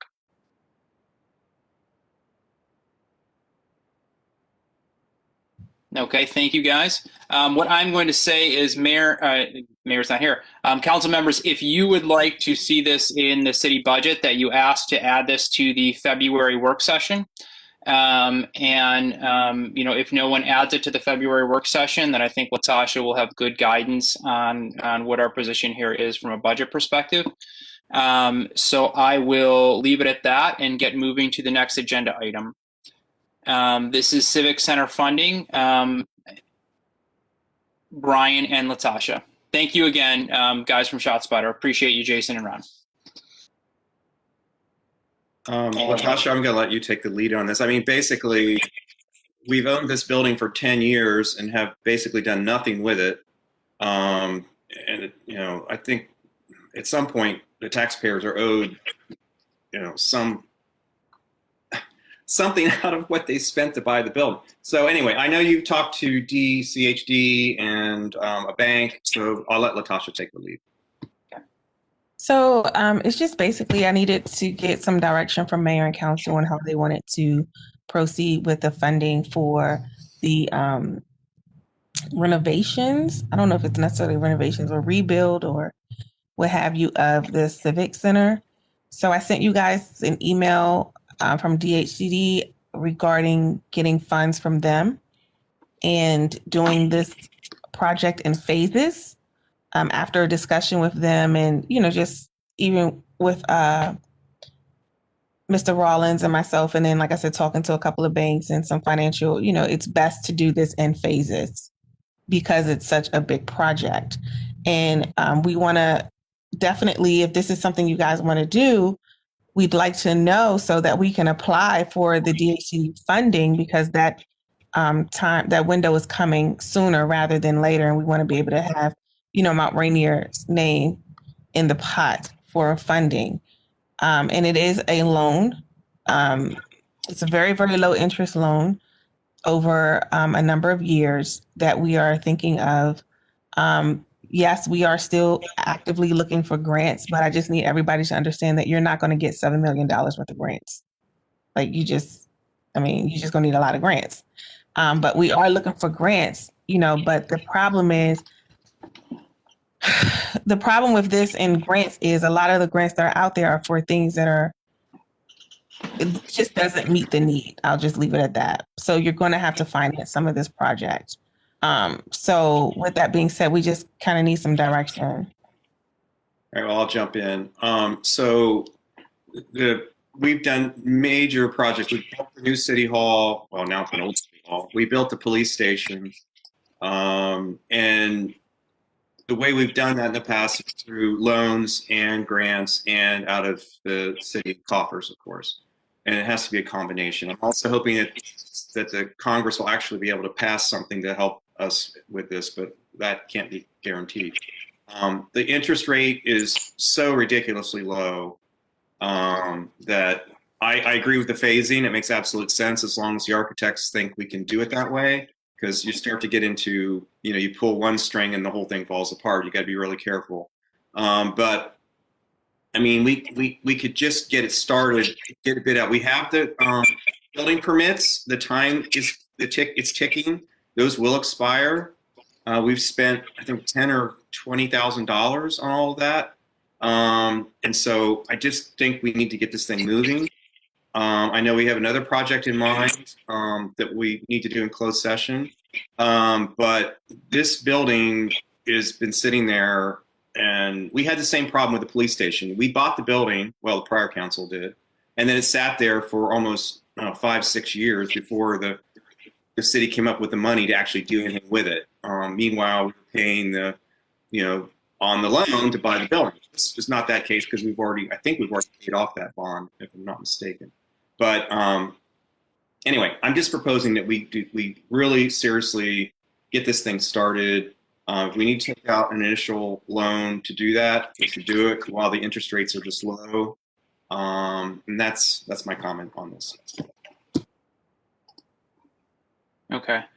I will go to, did I start, Selena, did I start in Ward 1 last time, or did I start in Ward 2? You started with me, so now it's Ward 2. Okay. I'll start with Scott. Yeah, I mean, this is not something that I have been actively involved with. And I know it's a long-term project. So I would just as soon stay out of the way. But Brian, anything that I can do to kind of make sure that this keeps having momentum after you're gone, I would love to put myself in that position if I can. So I don't really have any comments for now. I trust Brian's judgment, so I support whatever he thinks the best path forward is, as long as it jives with what the city manager says we can afford to do. So I know that's not helpful, Latasha, but whatever Brian says, I agree with. Okay. Selena?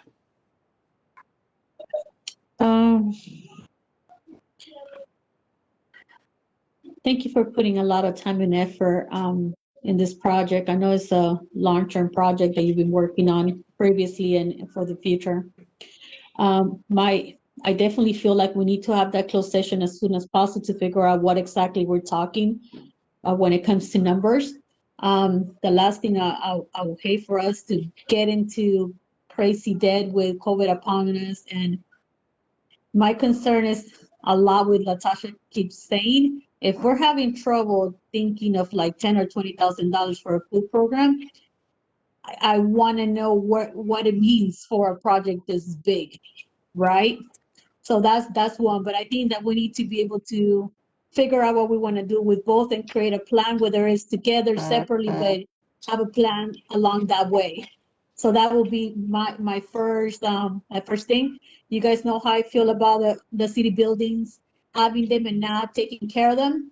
I'm not a fan of any of that because I feel like every year we don't take care of them, we devalue them, and then what could have been a $5 window repair becomes a $50 like whole remodel that we need to figure out how to fit. I'm not sure where we are when it comes to bond bills. I did see that one of the centers, there was an announcement that they're helping expand the African American Museum in North Brentwood, which is outstanding. So I don't know if that means that they're starting to award money or it means there's still a chance, but I would definitely like for us to figure out if we're looking into that so that way we could lower as much as we can the borrowing. And I know this is going to have to be a long-term vision that maybe some people don't see it immediately, but maybe they'll jump later on aboard on it. So I definitely would like to look into like diversifying the sources of money that come into it. Thank you. Thank you. My questions here are, splitting it into phases, the quote that I remember hearing is $6 to $7 million for the project.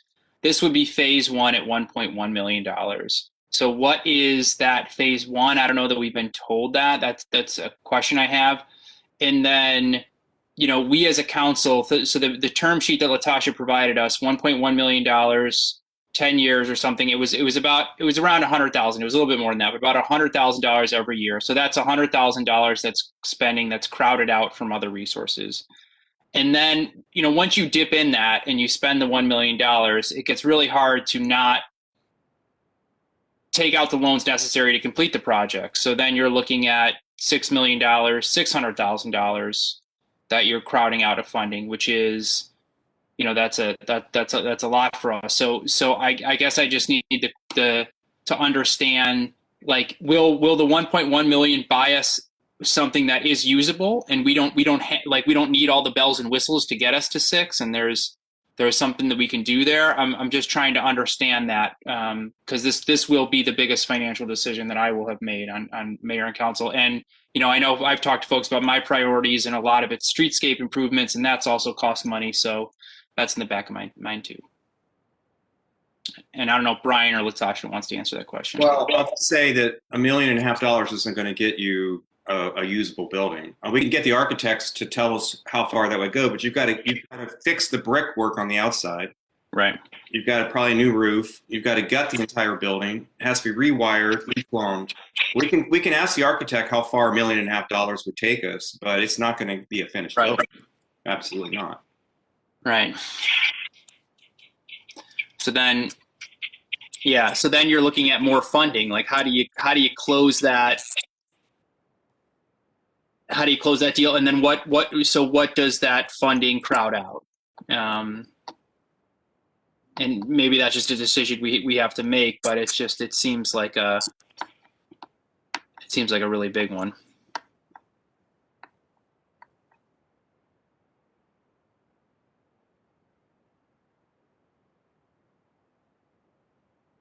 I don't think I'm helping Latasha a whole lot here. I don't know, Latasha, I don't know what you think about kind of what I just said. No, I mean, I hear you. So from my viewpoint and my vantage point, I think that it is a need because you need more space. Literally at City Hall, your staff is busting out of the seams, so to speak. And you just need more space, of course, to hold your meetings and so forth. I don't know what phase one would entail. Like Brian said, we would have to ask the architects about that, but it's definitely a need. And I think that since there is discussion about budgeting over a 5-year, budgeting 5 years out or what have you, this is something that you can include over the next 5 years. But I also think this comes where we have that hard conversation, or not we, mayor and council should have that hard conversation. Like I've said it all night, and I've been saying it since I've gotten here, in a very respectful manner, some of the things that you spend money on, you really could be diverting that money to other things. And I think that you have to make a sacrifice when it comes to your budget, to sacrifice for maybe 4 or 5 years some of the luxuries that you have enjoyed so that you can put this building together. And that's just my very nice way of saying it. Because this, if you ask me, this would be a priority over some of the other things that are being pushed. So, and just one more thing also, I think that also what the mayor and council and the public doesn't understand is that building upkeep is not cheap, especially when you have old buildings. A number of the city-owned buildings are old, and we are dealing with old building problems that cost a lot of money that really, if we focused it into a nice building that was up to date, we wouldn't have to keep kind of putting this particular money. And at some point, the city is going to have to stop and assess its property and say, okay, we have to put money into this to bring it up to code so that we're not just wasting money. Slapping paint on walls and putting a new door on that doesn't solve some of the internal issues, that are happening in the city. And when it comes to your building. So I think that you need to make that investment at some point. Okay. Is there any more discussion? Does anybody want to do another round here for the council? I'll just take a minute and ask Latasha a question. So if we went ahead and prepared the proposal to the state for the loan, what's the deadline for that? They haven't given us a deadline, but we just know it's coming. They do like what they want is they want to know how many municipalities they're going to have on board, basically. So they'll know how much, like it's a pot. And the more municipalities, or I shouldn't say municipalities, more projects they get, then the better the pot is, so to speak. So they're asking us, I think it's April, that they're asking us to kind of like, hey, submit our information to put our hat, so to speak, in this pot of money. And if we submit, are we locked in, or could we change our minds? That's a good question. I'll ask them. Because I'm thinking, go ahead and make the proposal and see what they come back with. And as long as it doesn't lock us in, because I understand this is a huge amount of money. I'm not stupid. And I've dealt with several buildings now that we've built. And, you have to, I'm hopefully still really hoping we're going to get some federal funding out of this. But if we need to go, I'll go back to the architects and ask them what was it, 1.5? It was yes. 1. Yeah, I can ask the architects to give us an idea of how far we could get with that amount of money. 1.1, I'm sorry. 0.1, and make sure it's still watertight. I mean, we need new windows, we need new doors. The brick has to be repointed. There's a lot of things that could be done, I think, to get it started, but not actually. It won't be a complete building. We can get down the road, and I won't be on council, so it won't be my decision what to do next. But again, it as you said, it's a need. It's a building we bought 10 years ago. We've done all the architectural drawings, all the permits. We've spent a lot of money on this already. Most of it in grants and bonds, I agree. But we just really need to, really make a real decision. I have a question. Go ahead, Selena.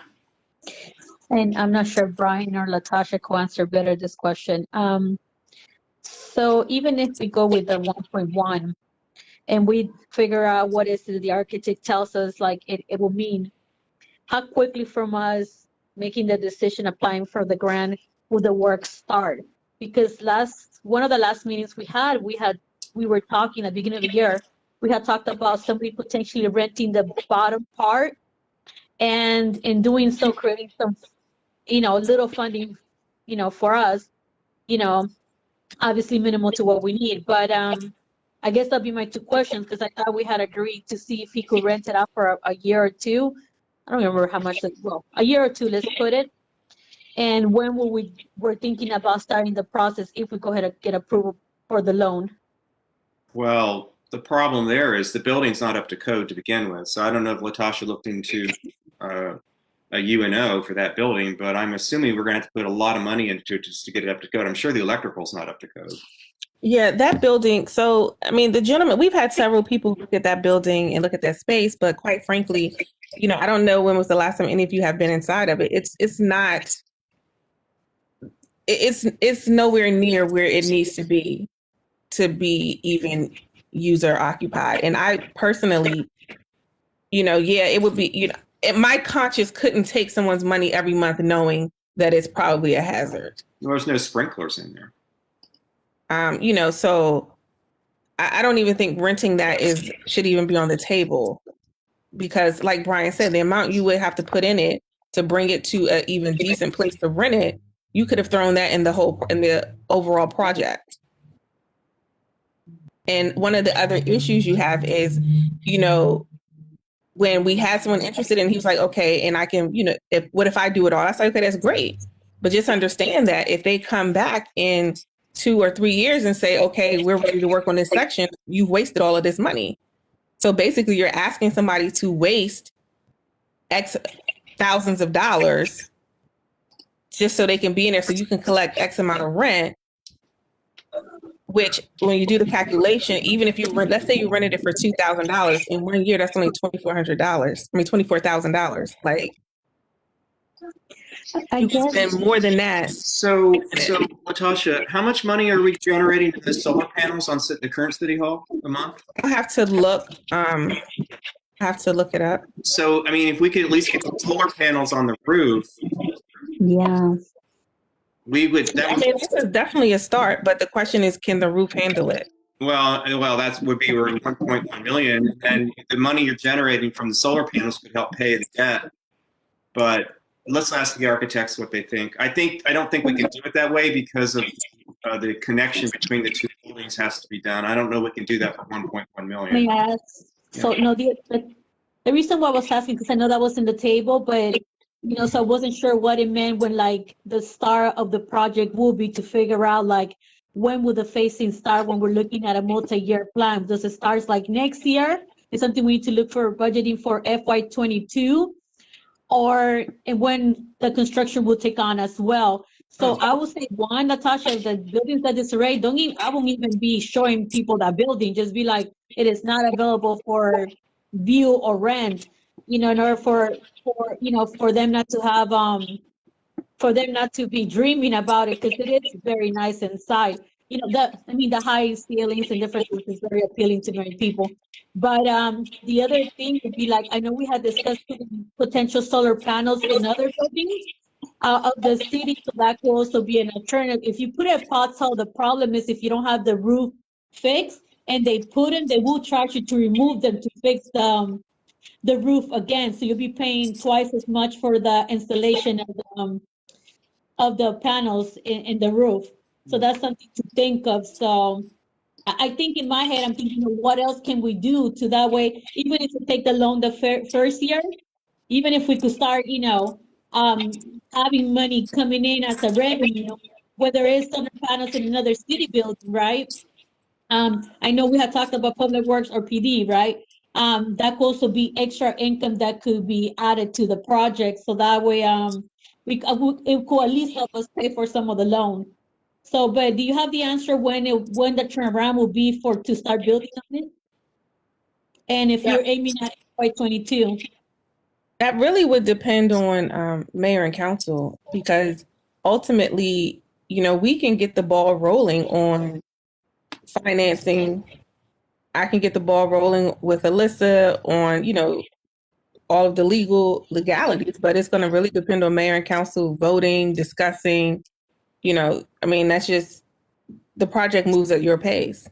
Well, let me get back to the architects and see what they think we can do with 1.1, because that will determine how long the construction would take, because once we have an RFP and get a construction company, they can start. I mean within Latasha, what you've done civic buildings before, what, 8-9 months? I tell people all the time, construction projects are how fast or slow they go depends on the money. When you see houses going up very quick, that means the money is there. When you see something taking a long time, then it's a money problem. So if the money is there, they'll get started. If we say, okay, we go for the loan, we get it, and we say we have the money, we're ready to go, they can start as soon as the contract is signed. Once they'll start pulling permits and all that, but we already have the permits. So it can start as fast or as slow as you want it to. I was asking because of the payments. So this is something we take. It will be like based on this budget, the other one. That's the reason. Okay. It will be on the next one for sure. So it wouldn't be on this one. Yeah, hold on. I got to get control of the meeting here. We've just been sort of letting folks talk. How much time do we have left on this topic, John? It's time.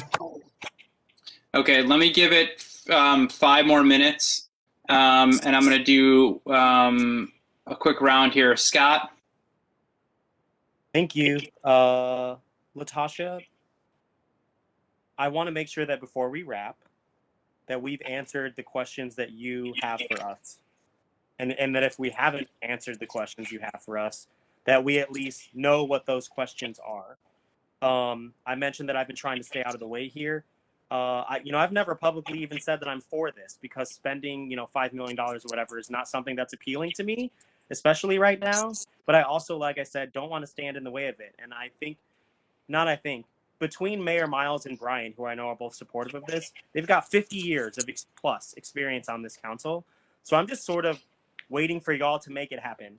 So I just want to make sure we're giving Latasha whatever she needs if we are in fact telling her that she's going to move forward.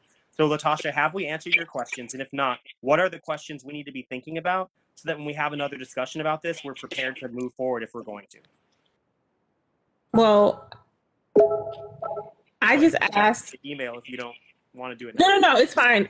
Question was, do you want us to basically submit our application? And Brian said he wanted to know if we can pull it if we decide not to. And that's an answer I didn't have. So I will have to find out. But again, now we're going into the February meeting.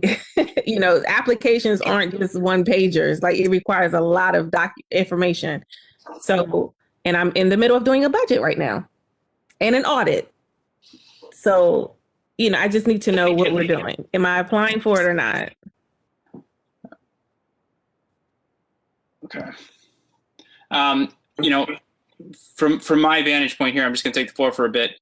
I don't have enough information on whether to commit $100,000 in this budget for $1.1 million of a project that will eventually cost potentially $10 million, which would take up a big chunk of our budget. So I like the idea of submitting the proposal if we can, pull back at a later date while Brian reaches out to the architects and see what the 1.1 million buys. Yeah, I agree.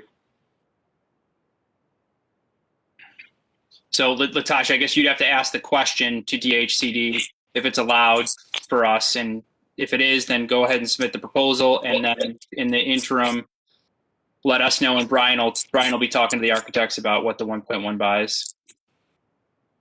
Got it. Yep, will do. All right. Selena, do you have anything to add? No, I think that's where I'm at. What I brought to mind was what Latasha said, that it depends how many a city applied. That's kind of where the rate's at. So I don't know if that means I don't know if that might be answering our question. But I'd rather her check to make sure we know 100% than not. So thank you. Okay. Are there any comments from the public?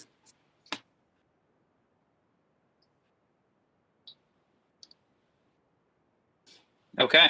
So we're moving on to the last agenda topic, Perry Street and 33rd Street parking. I'm not sure, Scott, are you talking on this, or is Brian talking on this now? But I forget what we decided on 3 hours ago. I suggested we take it off, but Brian wanted to keep it, so because he wants to make changes to the ordinance, right, Brian? Well, I don't want to talk about the huge amount. What the little point I made in the email to everybody was that they're actually they didn't ask for the correct thing. They should be asking for a boundary restricted, whatever that parking zone was called. If you're within a block of the mixed use town center or within a parking meter district, there's a separate section that says that 60% of the occupants of that block. And then the ordinance says, and for the rest of the street. And I don't think it meant the rest of the street. I think it meant just that unit block. If we're willing, we can declare a parking zone wherever we want. We don't have to even have a petition. But the point is that they're going to get charged for parking permits on that block. And we already have 60% of the people on that block. While we work on amending the parking ordinance, which is a mess, and I did not write that thing. I'm not taking any responsibility for that. I wasn't on council when they wrote that. It is a disaster. I'm going to agree, because you can see my proposal trying to fix all the mess. Anyway, if we could disagree on that and what would have to happen then is the mayor would call a public hearing. That's what it says in the ordinance, to have a public hearing on declaring that 3200 block a parking zone, and then we would decide. To do that, then they would have to buy parking permits. The one little part I don't like about the ordinance especially is that it doesn't give any leeway. Like in DC, in their zones, you can park there for 2 hours or 1 hour, whatever the sign says, without a parking permit. And if something's within the commercial district, I just think it's unfair to say to somebody, you can't park here at all, even for 20 minutes while you run into a business. I would like to amend that part. But meanwhile, if we could just give these people some relief, because we've got yet another business getting ready to open, it sounds like. And we've got people living in that apartment building. So that's my proposal. And if you all are willing to go that route, then the mayor needs to call a public hearing for that 3200 block of Perry Street, and we can move forward with this. So that's my little piece of what Scott was proposing. Okay. And Scott, do you live in that block now? Because you said you were moving down there. I haven't moved yet. I have until February 1st to figure out where I'm going. I'm about to go look at a couple other places this week, actually. All right. Since we're having the discussion, can I just at least mention what this agenda item was that I asked to be added? Up to the chair. Go ahead. Yeah, I'll give you a minute here, Scott. Okay. Yeah, Brian, thank you for everything that you're trying to do to fix the ordinance, and I would love to help you make that happen. The city manager has mentioned in the past that maybe we can make the municipal lot available for residents who live nearby that don't have anywhere to park.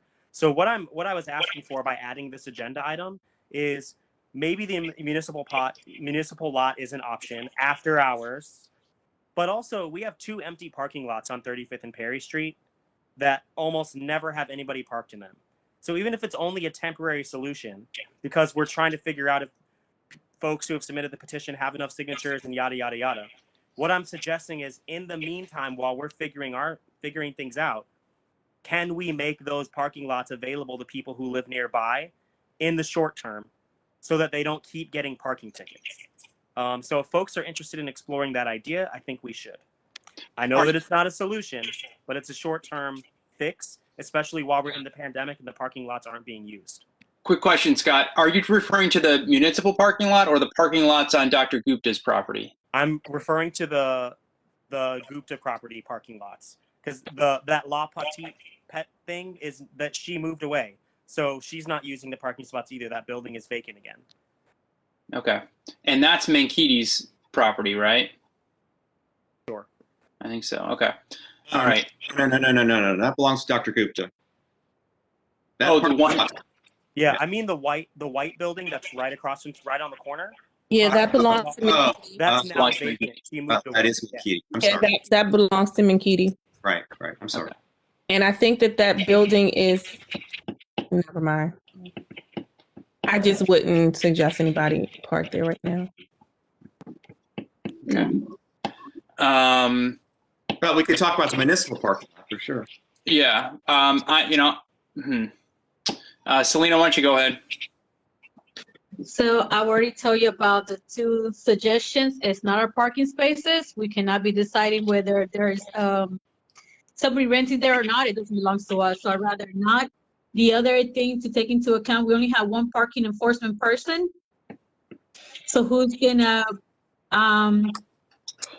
and be there if somebody needs help that are parked there longer than needs to be. So I would suggest no. The other thing is, like, some people had concerns about even the municipal one. I think you have mentioned something about giving them stickers or something along the line. To me, it's like it's a false thing for us to give them stickers to say, like, okay, at 8 a.m. you have to, like, get yourself out of here, right? Because there's nobody really to enforce it. Or after this time, whoever is there, so it's gonna be it's technically a free for all. And to ask PD to monitoring that lot now to be taking care of, like, the people, it might be extra work that we might not be ready to prepare to have. As for the other lots, I mean, they're open. I believe CC's Pizza said anybody could communicate with them. He's willing to have the parking lot available, like, after hours for them, but they have to leave in the morning before their business day. So that's something else to consider, but they'll have to directly talk to Daniel, right? But then again, if they don't move, that means they're getting towed. So I guess, like, that will mean, like, it falls under us. So what I want to do is, like, take, add extra work for us. And if we are calling a meeting, I forgot what's it called right now. Sorry, it's a long night already. Time. Let me just finish this thought. Go ahead. I would just say make sure that we add in the writing how much the parking passes cost, because we learned that some people got citations after they signed the documents and they did not they didn't know they had to buy the parking lot, the parking passes. Thank you. Okay. All right. So let's go a minute around, and I need to have somebody. I feel like I'm a little lost on what our decision point here is. And so I'm going to go 1 minute, and if folks could describe sort of where they are and what they think the decision that needs to be made tonight is, I would appreciate that. And I'll go back to Brian. So we got kind of off topic. That's okay, because Scott makes a good point. But I think we need to agree that we've got 60%. I think we have 60% of the 3,200 block of Perry. The mayor needs to call public hearing to hear from the public on that issue of creating a parking zone on the 3,200 block. Secondly, here's my proposal, guys. Those parking meters on Rhode Island Avenue on the Thrifty side go to midnight. We could just lower those to 9 o'clock. Nobody parks there. I mean, the liquor store was the problem years ago. We could lower that to 9 o'clock. We've got like 20 or 30, I don't know how many parking spaces are in that 3,200 block. Of course, the people going to the restaurant will end up using them for free after 9 or 10 o'clock if the restaurant's still open. But that would open up a bunch of parking spaces for the art space building, because the art space building has been the biggest issue. Or in the HIP building, they have no place to park. So by opening up that huge block on that one side, I don't think we want to do it on the commercial side. But anyway, that's just a suggestion. Okay. So the decision points then are support the mayor calling a public hearing for the zone, and in the interim, either open up the metered parking or make available parking spots in the municipal lot. That's the way I'm seeing these decision points, and I'll go. I know I need to rotate back around, so Scott, I'll go back to you on your opinion on those two decisions, or if you think there's sort of another one that we're missing here. I agree with what Brian just said, and I think, yes, we should have the mayor call the meeting and we should say that their petition is valid. But technically that's off topic, because what's on the agenda is whether or not people can park in the parking lots. So that actually is on topic. So I'm not suggesting that we make decisions about parking lots we don't own. I'm saying that we talk to the people who own them and be like, hey, right now your parking lots are empty, literally completely empty, 24/7. Maybe people can use them temporarily so they don't have to park at the meters if they don't have any parking other than that to choose from. So if people don't want to do that, that's perfectly fine. We don't have to. It's just a suggestion. I'm trying to come up with an actual solution rather than just identifying what the problems are. Also on the agenda, one of the things I would like us to look at, because as Brian said, we don't have to have a petition to zone parking near the apartments off 33rd and Perry Street. I think that we should make zoned parking right. There aren't meters there. That's just an open street. I think we should zone it for people who live in those apartments, because otherwise they only have access to metered parking, which I don't think is fair. So hopefully we can come to a decision point on those two ideas, which is what the agenda topic is. Okay. Just where I see things stand, I think calling the public meeting makes sense. Creating a zone at 33rd and Perry, I'm a little nervous about the business district there but I kind of want to hear more about that. I know Latasha advised against reaching out to the business owners, but I see nothing wrong with that. If we wanted to just almost, if they wanted to reach out to contacts, just email, or Scott, if you wanted to email Mark Rengel at Mankaty and see if he could hook up a couple spots for some residents. I don't know that there's anything that stops us from doing that. And I think that Brian's suggestions of lowering the meters to 9 on the 3200 block makes good sense. So I would support that.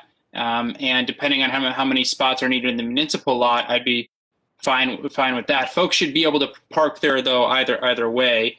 But I don't know what the limits are on timing there. So that's kind of a lot. So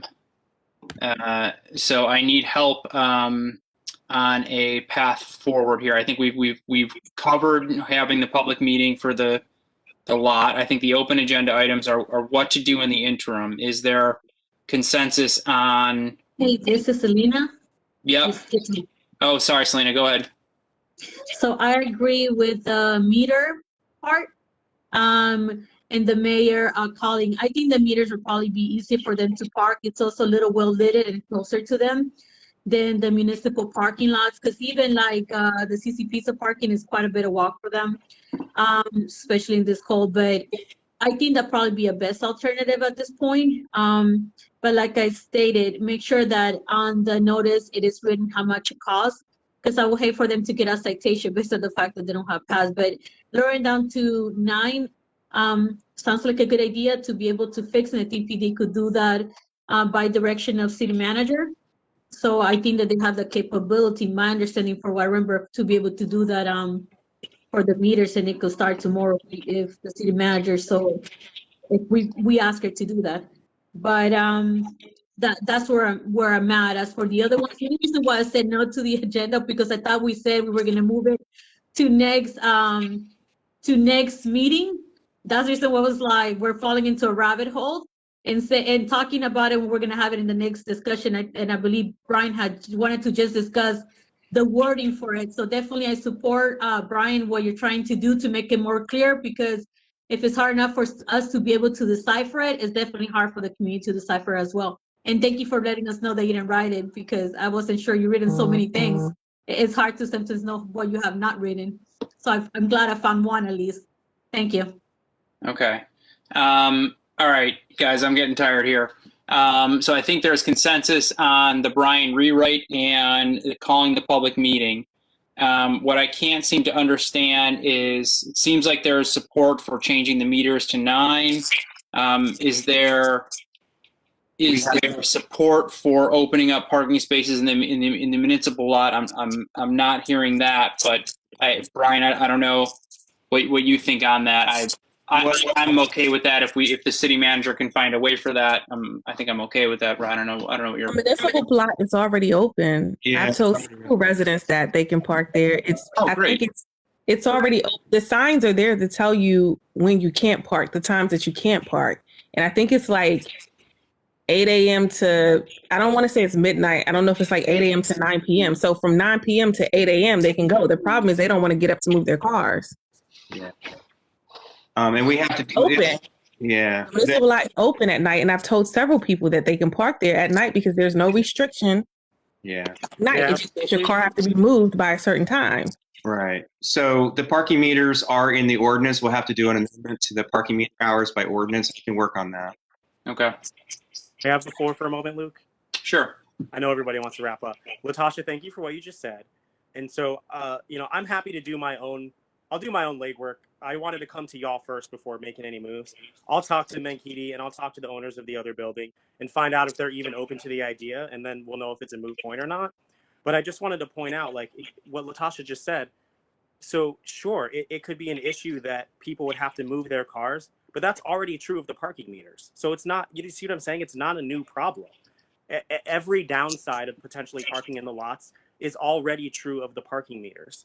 So theoretically, there would actually be less work for the parking enforcement officer, because instead of people who live there getting tickets every day, which some people are because they're leaving their car parked in the meter spots, they'd be using empty parking lots until we can figure out an actual solution. So I'll do some legwork on my own and report back.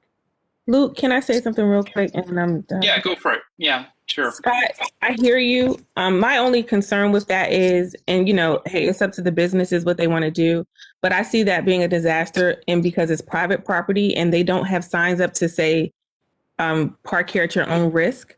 So the moment someone's car gets damaged, or someone, God forbid, gets mugged or whatever in their parking lot, they're going to be ready to sue Menkidi or Dr. Gupta, because they're going to say this, or, the moment their car gets stolen or anything. I just feel like it opens up so much liability for those owners. But hey, that's on them. That's all I'm saying. That's a big liability, because we're in a suing society. Yep, thank you.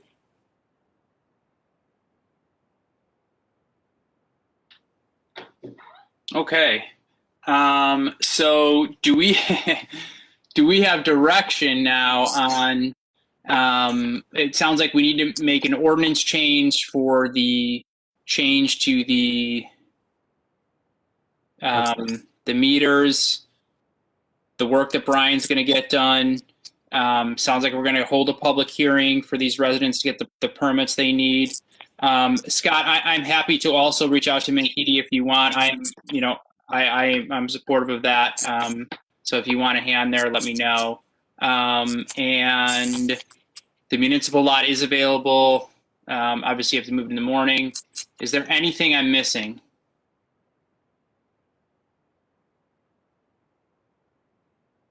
Does anyone want to say anything else? No. Just to make sure the city is not liable for people parking in private property. Make sure it's not our one of the things that I don't. Yeah, I don't. I don't want it to be that because we're reaching out to them. We are taking the liability for it. So just make sure that it takes into account what Natasha said. The parking lot's already offered.